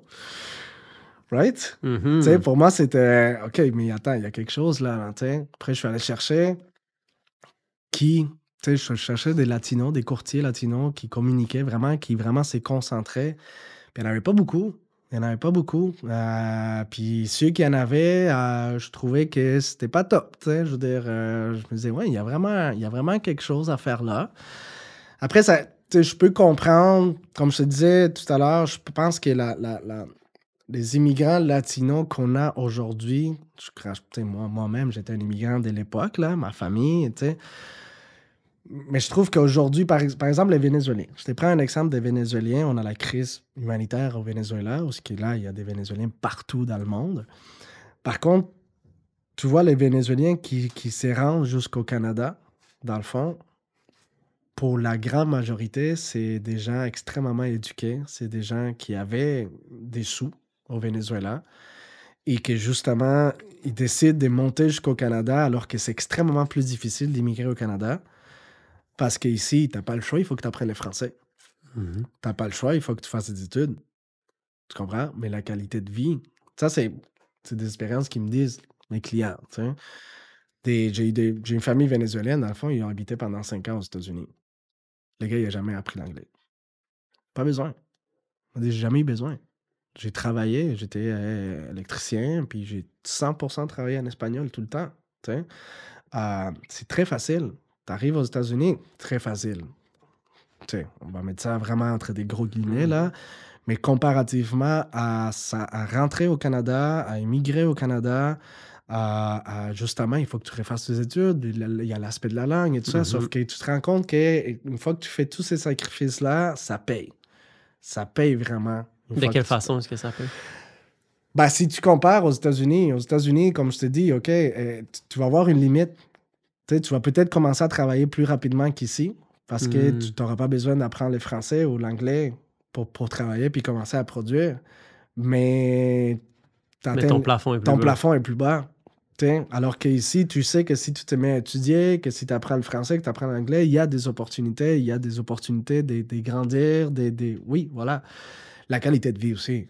Ça va peut-être moins avoir tendance de créer des communautés fermées ou des ghettos. Tu vois, Essed, il me demandait ça tantôt. Il m'a dit, est-ce qu'il y a des zones spécifiques où est-ce que tu as des ghettos latinos? Et en fait, je pense que non. Je pense que les latinos, il y a cet aspect-là où on a tendance à s'éparpiller partout. Puis je le vis vraiment avec mes clients. Mes clients, c'est très, très, très, très rare. En fait, je me rappelle pas un client qui est arrivé et il m'a dit, je veux vraiment habiter là parce qu'il y a plein de latinos. Non. Tu sais, les latinos, ils arrivent puis ils me disent, OK, c'est ça le budget que j'ai. J'aimerais peut-être avoir ça. Il faut toujours faire une éducation avec les latinos parce que tu vois, je dis tout le temps à mes clients, nous comme latinos, on a cette idée-là, cette mentalité-là, dès qu'on s'achète la maison, puis c'est la maison pour la vie. Là. C'est la maison qu'on va laisser à nos enfants, puis à nos petits-enfants, puis on va mourir là-dedans, puis c'est ça. Qu'elle soit parfaite, hein? C'est ça. Non, mais oui, justement, là, c'est drôle qu'on en parle maintenant parce que j'en parle avec un Québécois parce que je dis souvent ça, puis la mentalité du Québécois n'est pas du tout ça. Les Québécois, j'ai réalisé que lui, il achète selon sa capacité et son besoin. Immédiat, au moment, selon l'actualité. Il pense pas au son troisième bébé, puis il a besoin de la troisième chambre parce qu'il y a le troisième bébé. Déménageur. Non. Quand elle va être enceinte, puis que je vais voir, on vendra le condo, on va s'acheter quelque chose de plus grand.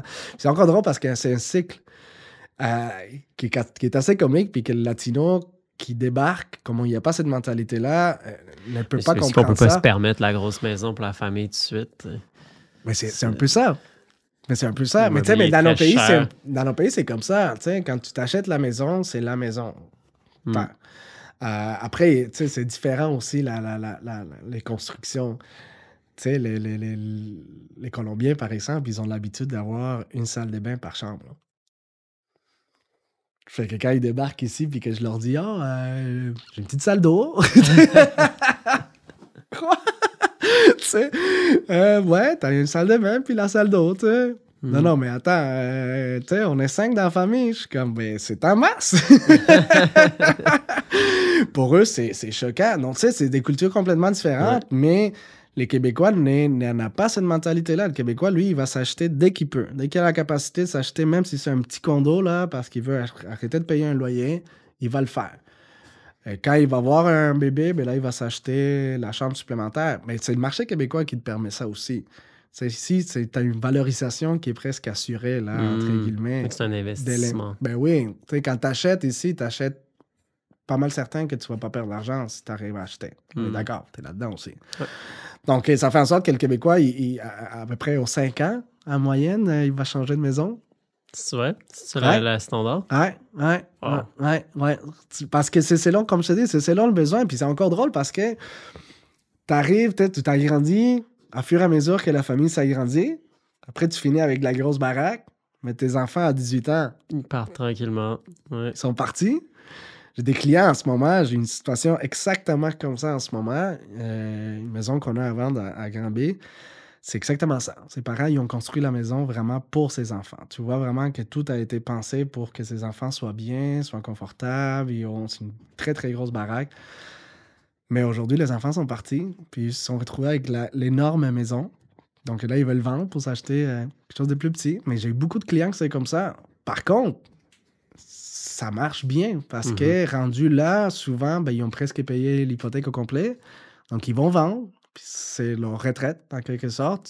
Ce qui est drôle, c'est que souvent, ils vont aller en loyer, ils vont se louer un petit condo parce qu'ils ne veulent plus avoir d'hypothèque, ils ne veulent plus gérer, ils ne veulent plus avoir d'entretien, mais ils ont les comptes en banque qui est garni par la vente de leur maison.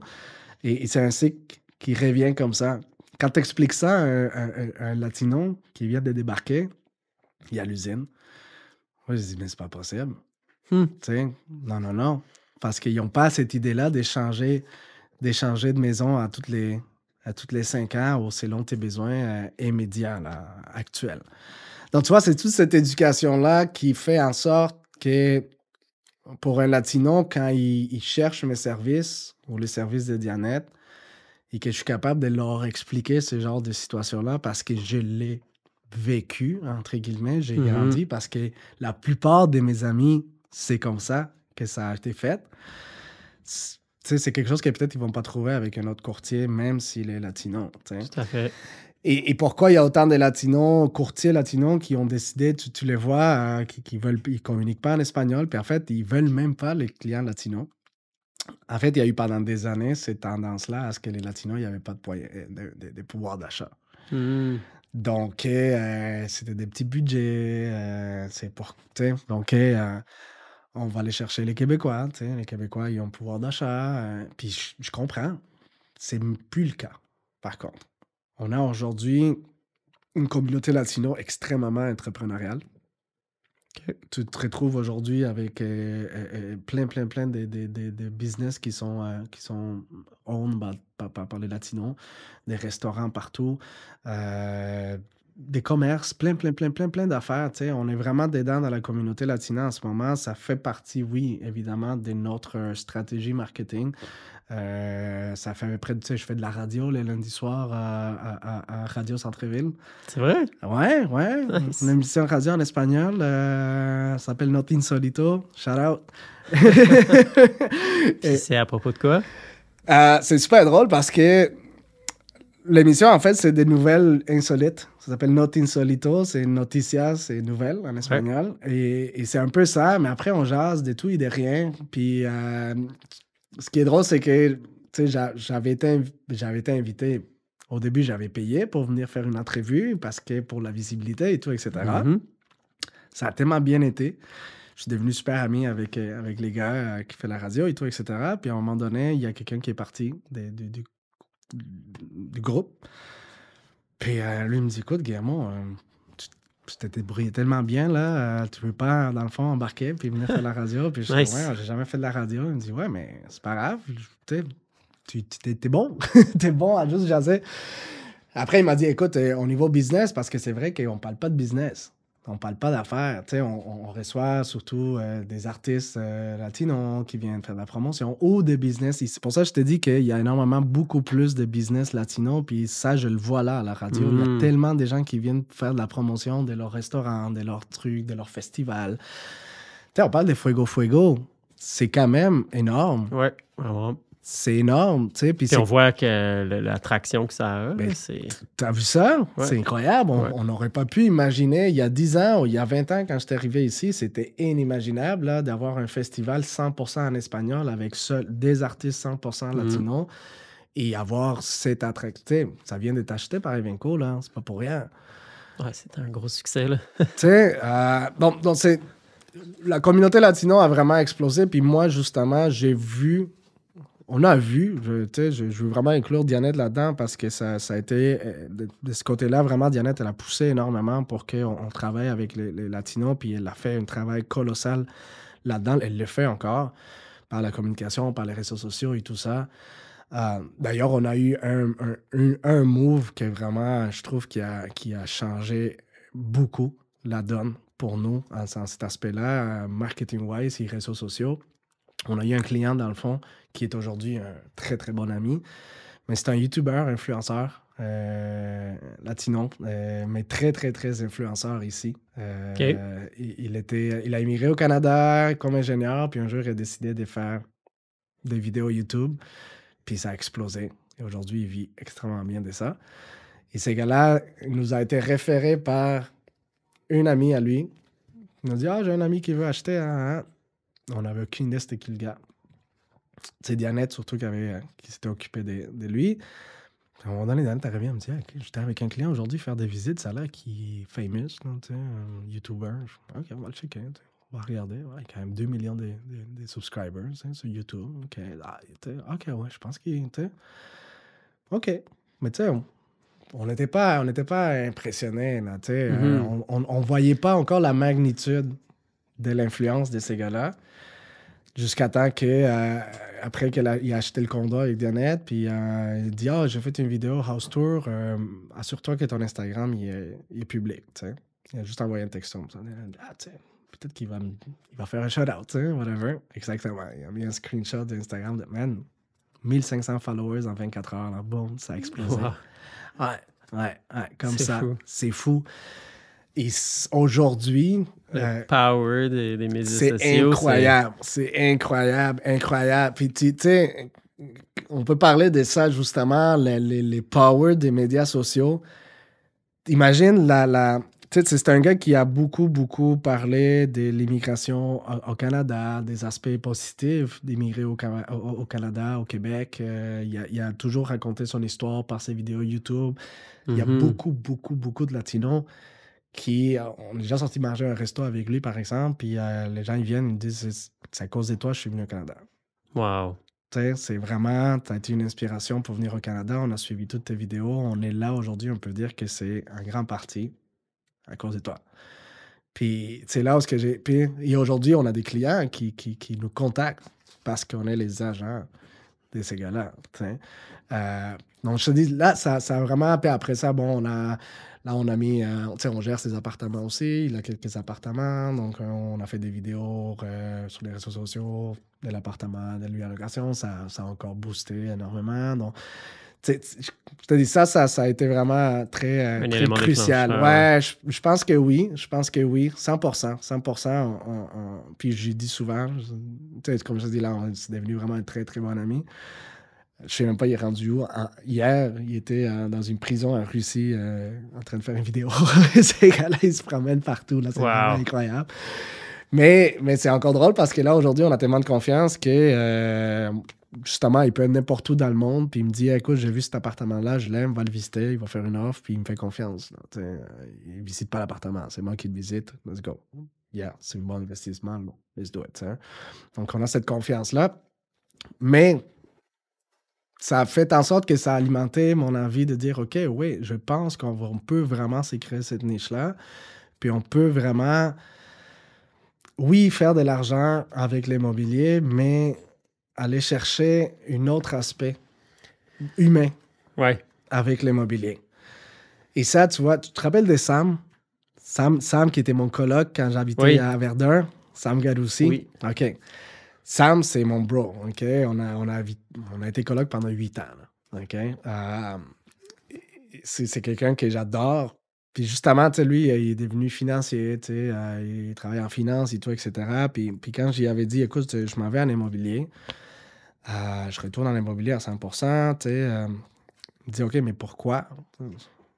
Je te cacherai pas, j'aime ça, mais parce que je pense que je peux faire bien de l'argent, tu sais, en immobilier. Je pense que je suis bon, puis je serai bon. Il me dit, oui, OK, mais tu sais, tu vas faire de l'argent. Je le sais que tu vas faire de l'argent. Je sais que tu vas être très bon à faire de l'argent.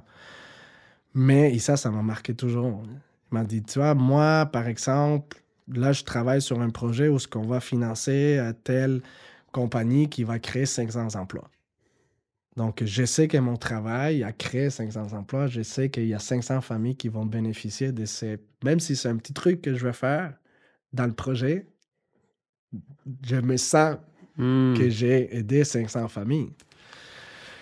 Puis à ce moment-là, j'avais dit, man, pour l'instant, je t'avoue que je sais pas. Je sais pas quel impact ça va avoir, si je vais avoir un impact sur 500 familles en faisant de l'immobilier. Je t'avoue que ça m'a beaucoup questionné. Ça a vraiment créé un questionnement à moi de dire, finalement, est-ce que je fais ça juste pour l'argent? Pourquoi, tu sais? Et c'est quand j'ai commencé à travailler avec les Latinos que j'ai fait que, OK, all right, attends. Là, c'est pas juste que je fais de l'argent. Là, je suis vraiment, parce que j'ai vu le besoin des Latinos de cet accompagnement-là que nous, on leur donne.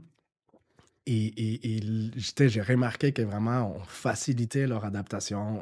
On avait un impact incroyable. As-tu des exemples de choses que vous faites? Ben, tout simplement, tu sais, ce que je viens de t'expliquer tantôt, tu sais, leur donner cette éducation-là, leur expliquer comment fonctionne tout. Tu sais, acheter une maison... Ouais, il y a beaucoup de hoops. C'est énormément de choses à voir. Quelqu'un qui est un nouvel arrivant. Ben c'est ça, tu sais. Puis veut pas, même si la plupart de mes clients latinos, ils parlent français, ils vont comprendre le français. C'est pas la même chose que quand on t'explique tout ça dans ta langue maternelle, tu sais. Ouais. C'est tout des termes, c'est tout des puis ils ont besoin d'être rassurés aussi. C'est stressant comme transaction. D'être accompagné. Moi, ce que je promets à mes clients et ce que je leur livre, c'est un accompagnement. Tu sais, je fais tout le temps la blague, là, mais je leur dis, tu sais, la première bière que tu vas boire dans ta cour, je vais être là avec toi. Tu sais, de ta nouvelle maison. Et c'est vraiment ça. Tu sais, c'est du point 1. Et on a énormément de clients qui arrivent et qui, malheureusement, ne sont pas prêts, ne peuvent pas acheter en ce moment. Par contre, je vais leur mettre en contact avec la bonne personne. On va travailler ensemble, on va regarder, on va quand même te faire une préparation financière puis un plan financier pour que d'ici 6 mois ou peut-être l'année prochaine, tu sois capable de l'acheter. Et on le voit. Puis j'ai des clients à qui j'ai parlé il y a 1 an puis qui m'appellent puis me disent, Guillermo, we're ready. Let's go. T'sais? Et ça, j'en parle, j'ai des frissons même parce que vraiment, j'ai eu des familles... Ça doit être des beaux moments, oui. C'est incroyable. C'est incroyable quand tu te sens, tu sais, j'ai eu des moments très émotionnels avec des clients qui vraiment, ils me disent, waouh, tu comprends pas, tu sais, tout ce qui est ton aide et tout cet accompagnement, tout ce travail que tu as fait depuis 1 an à faciliter. Parce que c'est beaucoup de choses pour un immigrant. Tout est nouveau, comme je t'ai dit. Puis, tu sais, quand t'es jeune, quand t'arrives à 15 ans, c'est encore plus facile. Là. Mais quand t'as fait toute une vie, quand t'as eu... Je te mets les exemples des Vénézuéliens. Tu sais, j'ai des Vénézuéliens qui avaient des carrières incroyables. en Venezuela, qui vraiment, ils vivaient bien, là, tu sais, Mm. qui vraiment, eux, leur plan de vie était fait. Puis là, faut que tu repartes à zéro. Hein. Faut que tu débarques. Mm. Faut que tu apprennes la langue. Faut que tu apprennes la culture. Faut que tu refasses des études. Il faut que finalement, tu fasses une autre chose complètement différente de ce que tu avais fait 15 ans d'études dans ton pays. Et pour la plupart, ils vont faire un sacrifice incroyable pour leur enfant. Parce que Mm. leurs enfants, par contre, ils vont grandir comme moi. Mm. Donc finalement, tu sais, ils voient en moi l'espoir de qu'un jour, mon fils va être québécois comme lui. Tu vois? Mhm. Ou comme Dianette, il a eu à peu près la même histoire. Elle est arrivée ici à 19 ans. Mais là, aujourd'hui, ça fait 20 ans qu'elle est ici. Puis tu sais, pareil, on vient de rien. On ne vient pas d'un milieu riche à Cuba, ni en Colombie, ni rien de ça. Au contraire. Donc, il voit vraiment l'espoir, puis se dire, OK, ben c'est possible. Puis je sais que tout ce sacrifice que j'ai fait, c'est parce que mon fils, un jour, va avoir Ouais. une qualité de vie comme lui. Ça doit amener énormément de profondeur dans ton travail. Pour moi, ça a tout changé. Ouais. Pour moi, ça a tout changé, justement, parce que je te dis, cette conversation que j'avais eue avec Sam m'avait vraiment marqué. Parce que C'est incroyable les conversations, des moments que C'est ça fou. peut provoquer. c'est fou. C'est fou. Puis on a eu la même conversation après, puis j'ai dit, bro, là, je peux te dire que j'ai quelques familles sur lesquelles je sais que j'ai eu un impact incroyable. Et après, travailler avec un Latino, c'est très différent aussi. Quand tu sais, je dis ça à la blague, mais tu sais, on est capable de se parler avec les yeux, là. Tu sais, on rentre faire une visite, là, puis boum. C'est bon, on s'est compris, on sait qu'est-ce qu'on vient de dire, là, tu sais. Parfois, c'est pas la même chose, tu sais. On a parfois pas cette connexion-là directe aussi avec et c'est normal, tu sais. Peut-être toi, tu vas l'avoir avec un autre Québécois, c'est la culture. Ouais. Après, les Québécois, c'est particulier. On dit toujours ça à la blague avec Dianette. On aime beaucoup voyager, nous autres. On voyage énormément. Le fait qu'on n'a pas d'enfants nous permet de faciliter ça. C'est encore drôle, on a 3 chiens, donc c'est aussi compliqué parfois de le faire. Mais partout où on peut aller, on va toujours croiser un Québécois. Les Québécois aussi, voyager, man.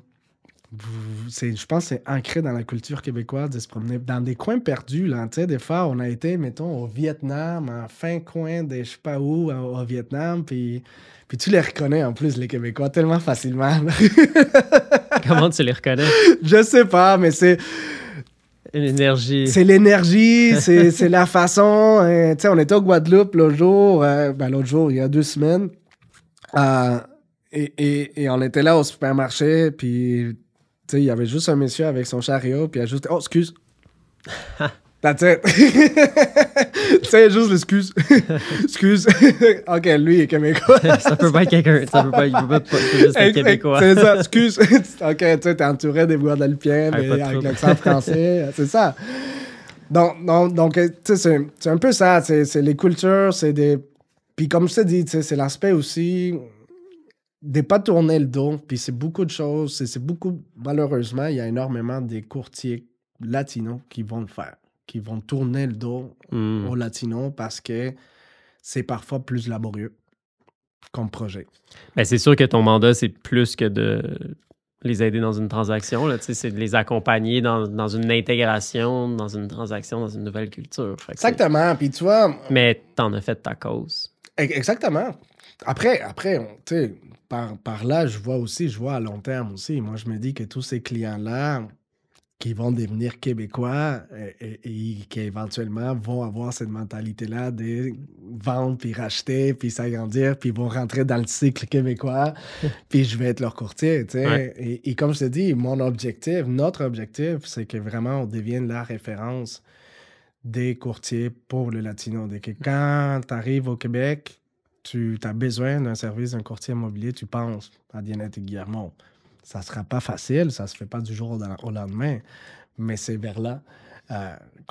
C'est ça le but ultime, là, si tu veux.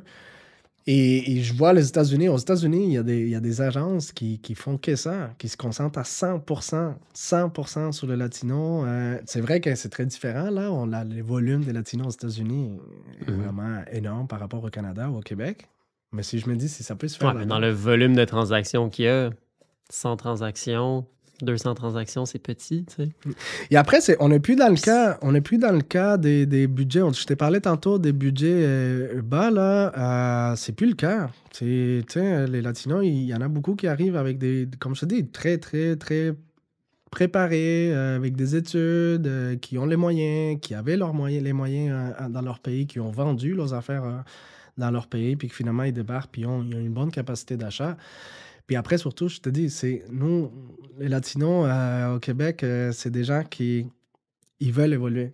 Puis je sais que d'ici 10 ans, d'ici 5 ans, ces gens-là que j'ai rencontrés aujourd'hui vont être capables d'avoir une meilleure capacité d'achat dans 5 ans, je suis certain. Je n'ai pas de doute là-dessus. Parce qu'on est comme ça. Les Latinos, en tout cas. Donc, ouais. On va tranquillement commencer à wrap up, mais j'ai une couple de questions encore pour toi. J'espère que tu as encore de l'énergie. Je te dis, man, moi, il va falloir m'arrêter, là. On pourrait rester là pendant... C'est ce que je me disais. 2-3 heures, là.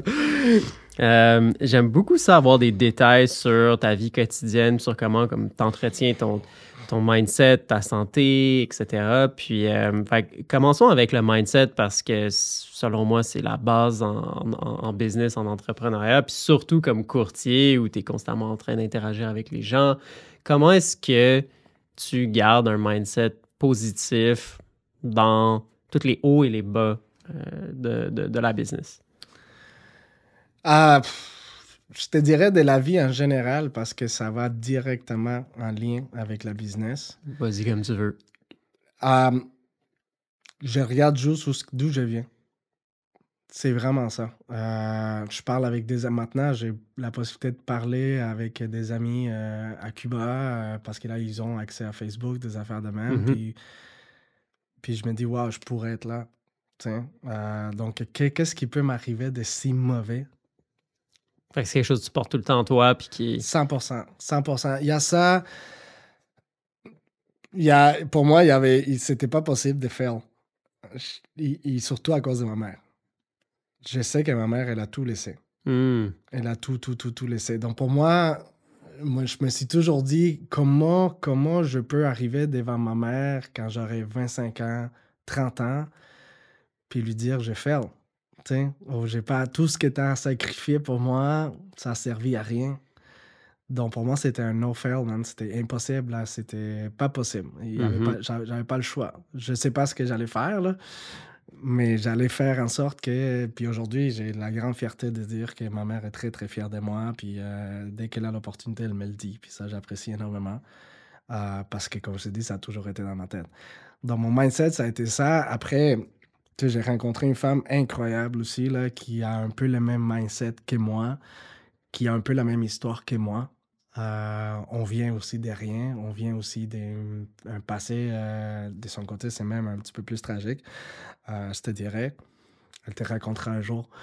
Peut-être, je vais le laisser le soin de te le raconter. Elle est arrivée comme réfugiée ici de la Colombie par les situations de la guérilla puis tout ça. Malheureusement, il y a eu un impact très négatif sur sa famille.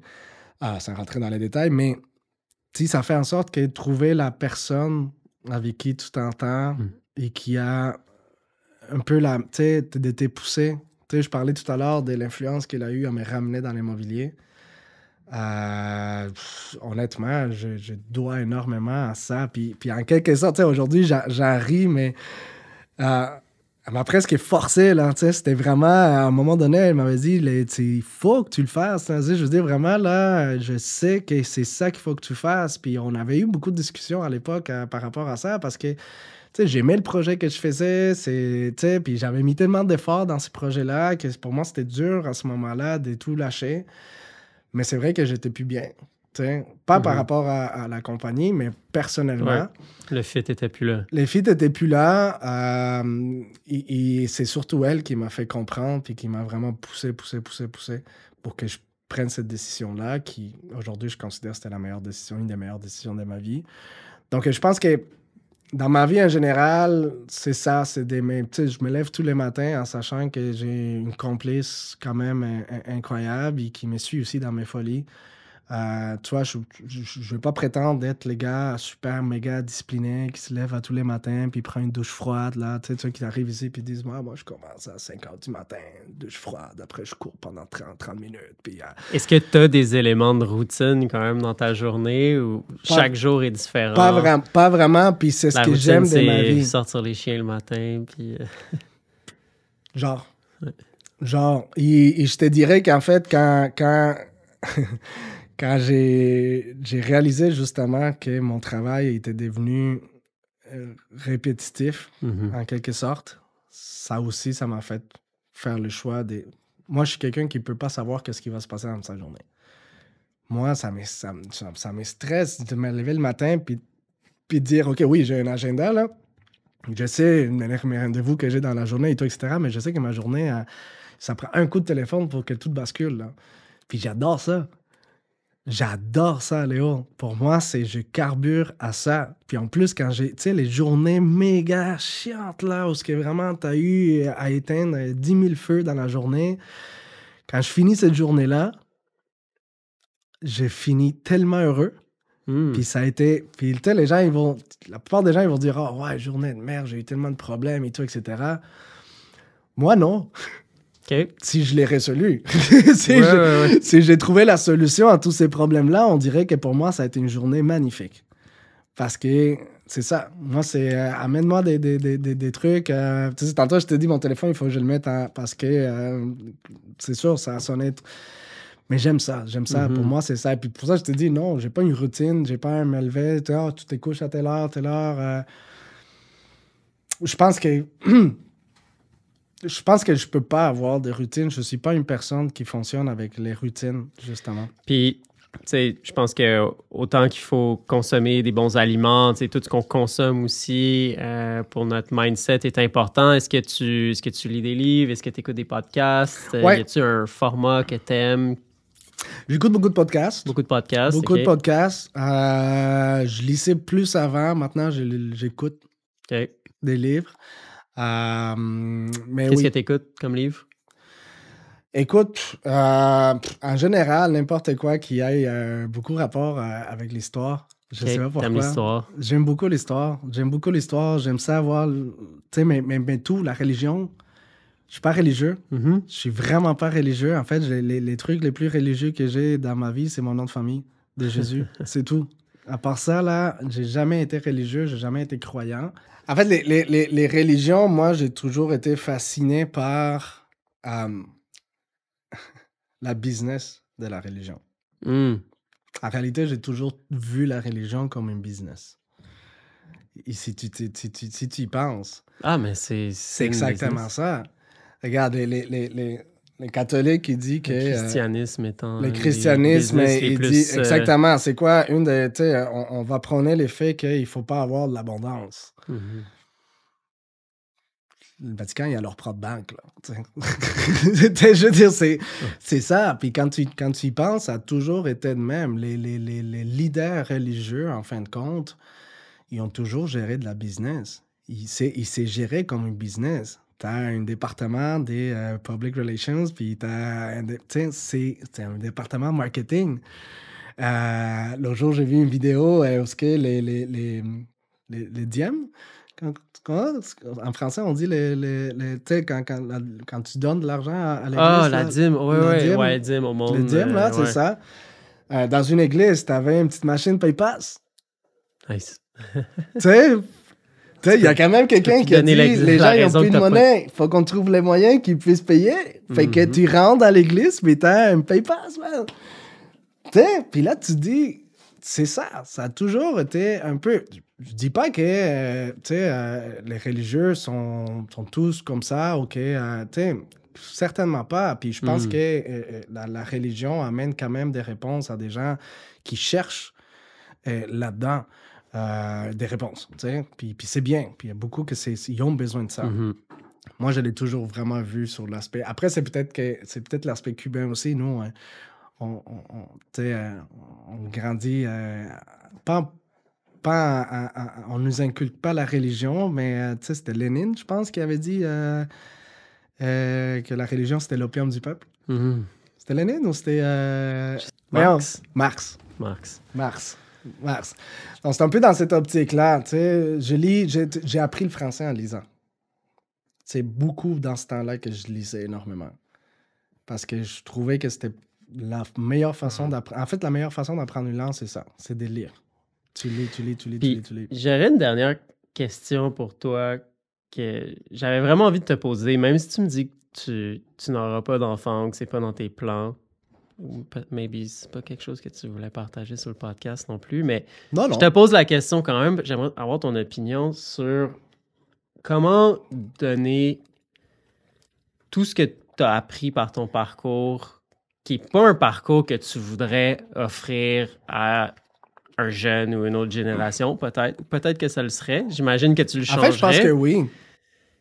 Puis, si tu peux pas donner ce parcours-là, c'est pas quelque chose que tu peux contrôler, comment est-ce que tu façonnerais son éducation pour lui donner tout ce que ça t'a appris? Puis toute l'expérience et la maturité, la prise de conscience que ça t'a donné. Tu vois, si on parlait tout à l'heure de mon frère, puis je pense que mon éducation vient énormément de l'influence de mon frère.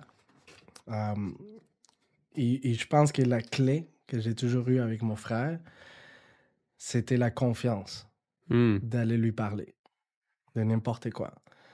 À l'époque, je fumais la cigarette à Cuba. C'est super drôle parce que j'ai commencé à fumer en volant les cigarettes à mon frère, puis après mon frère a arrêté de fumer, puis moi je fumais encore. Fait quand mon frère il a appris que je fumais parce que quelqu'un lui avait un de ses amis a dit « Ah, j'ai vu Guillermo en train de fumer », tu sais, j'avais 13 ans. Là, tu sais, donc. Mon frère, il m'a pas engueulé. Mon frère, il m'a assis comme ça, toi puis moi. Il m'a donné une cigarette, il m'a dit « Fume ». Je suis comme... Moi, je fume pas. Je suis comme, vas-y, là, je sais que tu fumes. OK. Je prends un cigarette, je l'ai allumé. Il m'a dit, je vais pas t'engueuler, je vais pas t'interdire de fumer parce que tu vas le faire anyways. Un jour, tu vas réaliser ou tu vas peut-être te rendre compte que c'est pas bon pour ta santé, mais c'est un choix que tu vas faire toi-même. Par contre, il faut que je fasse quelque chose parce que je suis l'autorité. Ma mère, elle était déjà ici. Mm-hmm. Alors, faut juste que tu répeines ta chambre. Et après, j'y en parle, j'ai dit pourquoi. Il me dit, écoute, j'étais en train d'apprendre à être un père. Donc, si bien je voulais te faire comprendre qu'à la fin de la journée, c'était ton choix et que je ne pouvais pas t'interdire de faire quelque chose, qu'il fallait que tu réalises par toi-même comment le faire, il fallait que tu comprennes que j'étais l'autorité. Mm-hmm. Donc, ma seule façon de te faire comprendre ça, c'est de te dire, fais quelque chose de productif, répeins ta chambre, parce qu'il fallait répéter ta chambre anyways, puis tu sais. Donc, je l'ai fait. Puis après, that's it. Puis éventuellement, j'ai arrêté de fumer. Mm-hmm. Mais j'ai réalisé par moi-même qu'il fallait arrêter de fumer. Donc, je pense que c'est surtout ça. C'est de donner la confiance, dans le fond. Il m'a fait 100% confiance dans Il a dit, tu vas prendre les bonnes décisions par toi-même, je te fais confiance. Exactement. Fait que c'est un moment qui t'a fait grandir. Et oui, puis c'est un moment que je pense que si j'avais eu des enfants, c'est la façon que j'aurais fonctionné avec mes enfants.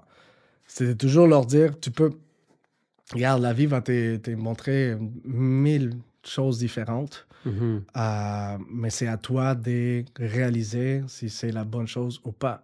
Quand tu interdis à un enfant de faire quelque chose, si tu dis à un enfant, ne touche pas, tu vas te brûler. Il va aller le toucher. Alors tu prends un enfant, tu dis, regarde, il ne va plus jamais le toucher. Parce qu'il a vécu l'expérience. Il sait c'est quoi. Tant que tu ne sais pas c'est quoi, tu vas juste toujours penser à je veux savoir c'est quoi, même si on me dit que c'est mauvais. Je veux savoir c'est quoi. Donc, je pense que c'est surtout ça. C'est un peu... Lui, il m'a laissé aller, il m'a toujours donné la confiance de pouvoir venir lui demander des questions, de lui dire, tu penses que c'est bon, tu penses que c'est pas bon, j'ai fait ça, qu'est-ce que tu en penses? Aujourd'hui encore, je le fais. T'sais, quand j'ai pris la décision la première fois de partir en appartement, la première personne à qui j'ai parlé, c'était lui. Beaucoup de décisions, grosses décisions dans ma vie. J'en parle avec lui. Encore. Puis je pense que c'est ce que j'aurais voulu. C'est un excellent conseil. Puis j'adore vraiment cette façon-là de. Toi, tes enfants bientôt? J'ai un petit gars. T'as 2 ans et demi. T'as un petit gars? Ouais. Ben voyons donc. Ouais. No You way. didn't know. C'est pas quelque chose que je partage sur les médias sociaux. Je garde Mais ça dans ma tu famille. partages pas trop... En fait, t'es pas trop médias sociaux. Non. Hein? Pas personnellement. Non, je sais. Je l'étais pas professionnellement avant, puis Mais là, de plus en plus. on a commencé à beaucoup plus miser sur faire rayonner notre marque, dont on est super fiers. Puis, mais non, personnellement, ça, c'est pas quelque chose que j'ai cross encore. C'est quelque chose que moi, je pense qu'on n'a plus le choix dans notre business. Surtout dans notre façon de fonctionner, puis l'aspect famille, puis surtout, ce que j'ai compris aussi, c'est que sur les réseaux sociaux, les gens, ils veulent pas nécessairement juste voir comment tu travailles, qu'est-ce que tu fais. Ils veulent te voir au jour le jour. Puis c'est ça. La radio, justement, je te disais tantôt, on parle de tout et de rien, puis rarement d'immobilier, en fait. Tout le monde sait que je suis courtier immobilier. Puis ça, c'est cool. Puis je m'assure que dès qu'il y a une opportunité de le lâcher, je suis courtier immobilier, faire un lien avec l'immobilier. Mais je trouve que ça me permet de vraiment me faire connaître par la communauté latino comme Guillermo. Juste Guillermo. Et pas toujours Guillermo, les courtiers immobiliers. Puis sur les réseaux sociaux, on vit comme ça avec ma femme. C'est comme ça qu'on fonctionne aussi. On montre notre vie au quotidien. Puis en fait, cet aspect-là, les gens, ils aiment beaucoup parce qu'ils se connectent avec nous. Ils se disent, ils sont à terre, ils vont nous comprendre, ils vivent, on sait comment ils vivent. Ben, je pense que tu as tout à fait raison. Puis si tu es capable de projeter une image qui est authentique de toi-même, puis pas devenir. Je trouve ça difficile de se mettre out there autant sans avoir au minimum une tendance de stager un peu qu'est-ce que tu présentes. Puis c'est cette espèce de... Il va tout le temps avoir un minimum, il va tout le temps avoir un petit peu de staging, puis j'ai pas envie de stager ma vie, puis j'ai pas envie de faire ces choix-là, puis de même inconsciemment avoir à cacher des choses dans ces choix-là. Ouais. Puis ça me rend inconfortable d'avoir des choix sur qu'est-ce que je montre, qu'est-ce que je montre pas, qu'est-ce qui est acceptable, qu'est-ce qui ne l'est pas, même au plan inconscient. Puis je préfère juste... Je pense que c'est un peu pour ça que nous, on... Mais c'est un bel exercice parce que je pense que si ton objectif, c'est justement d'être le plus naturel possible out there puis de vraiment montrer qui tu es, ben ça devient un exercice de faire confiance aux autres aussi. Puis de se laisser aller dans le public. C'est un peu ça. Je me rends compte qu'aujourd'hui, les réseaux sociaux, je parlais tout à l'heure des cold calls. Aujourd'hui, on est vraiment, vraiment, vraiment choyé de dire, puis fier de dire que la plupart de notre business vient soit par les références ou surtout sur les réseaux sociaux. Et ça, j'adore ça parce que parfois, je parle, tu sais, un truc que je parlais l'autre jour avec un ami à moi qui est spécialiste en marketing. Il travaille d'ailleurs pour Nasdaq en marketing. Et je disais, pendant longtemps, quand je parlais avec un client, je me vendais, j'étais comme, OK, choisis-moi comme courtier immobilier. J'ai de plus en plus la tendance de voir que le client, en fait, il est content que j'aie même pris son appel. T'sais, il veut que je sois son courtier. T'sais, à la limite, il me dit... C'est choisi. Mais exactement. C'était la vision que C'était la vision que j'avais, c'est que quand je parle à un client, lui, il m'a déjà choisi parce qu'il m'a vu. Et c'est là où je réalise. L'autre jour, je parlais avec un client pendant une demi-heure au téléphone. On parlait, je lui expliquais tout ce que j'allais faire. Puis quand on allait... Il me dit, une petite dernière question. Tu sais, t'avais parlé dans une vidéo que j'ai publiée il y a 1 an. T'avais parlé dans cette vidéo-là, je dis, attends, ouais, ça fait 1 an et demi que je te suis sur les réseaux sociaux. T'sais. C'est juste que j'avais pas été prêt à cette époque-là, mais je savais que quand j'allais être prêt, ça allait être toi mon courtier. C'est vraiment une bonne anecdote. Wow, ça, c'était... Ça nous encourage à continuer ce qu'on fait. Oui, ben c'est ça. Puis écoute, on est loin d'être excellent, d'arriver... On apprend tellement à tous les jours, puis de toute façon, avec les réseaux sociaux, t'as pas le choix. Ça change tellement. Ce qui fonctionne aujourd'hui ne va pas fonctionner dans un mois. Ce qui fonctionne, la façon de faire... Puis ça, c'est des tendances. Et ça t'oblige à être constamment au goût du jour, on va dire, updaté, là, disons, là, de cette façon-là. T'as pas le choix, sinon, oublie ça. Là.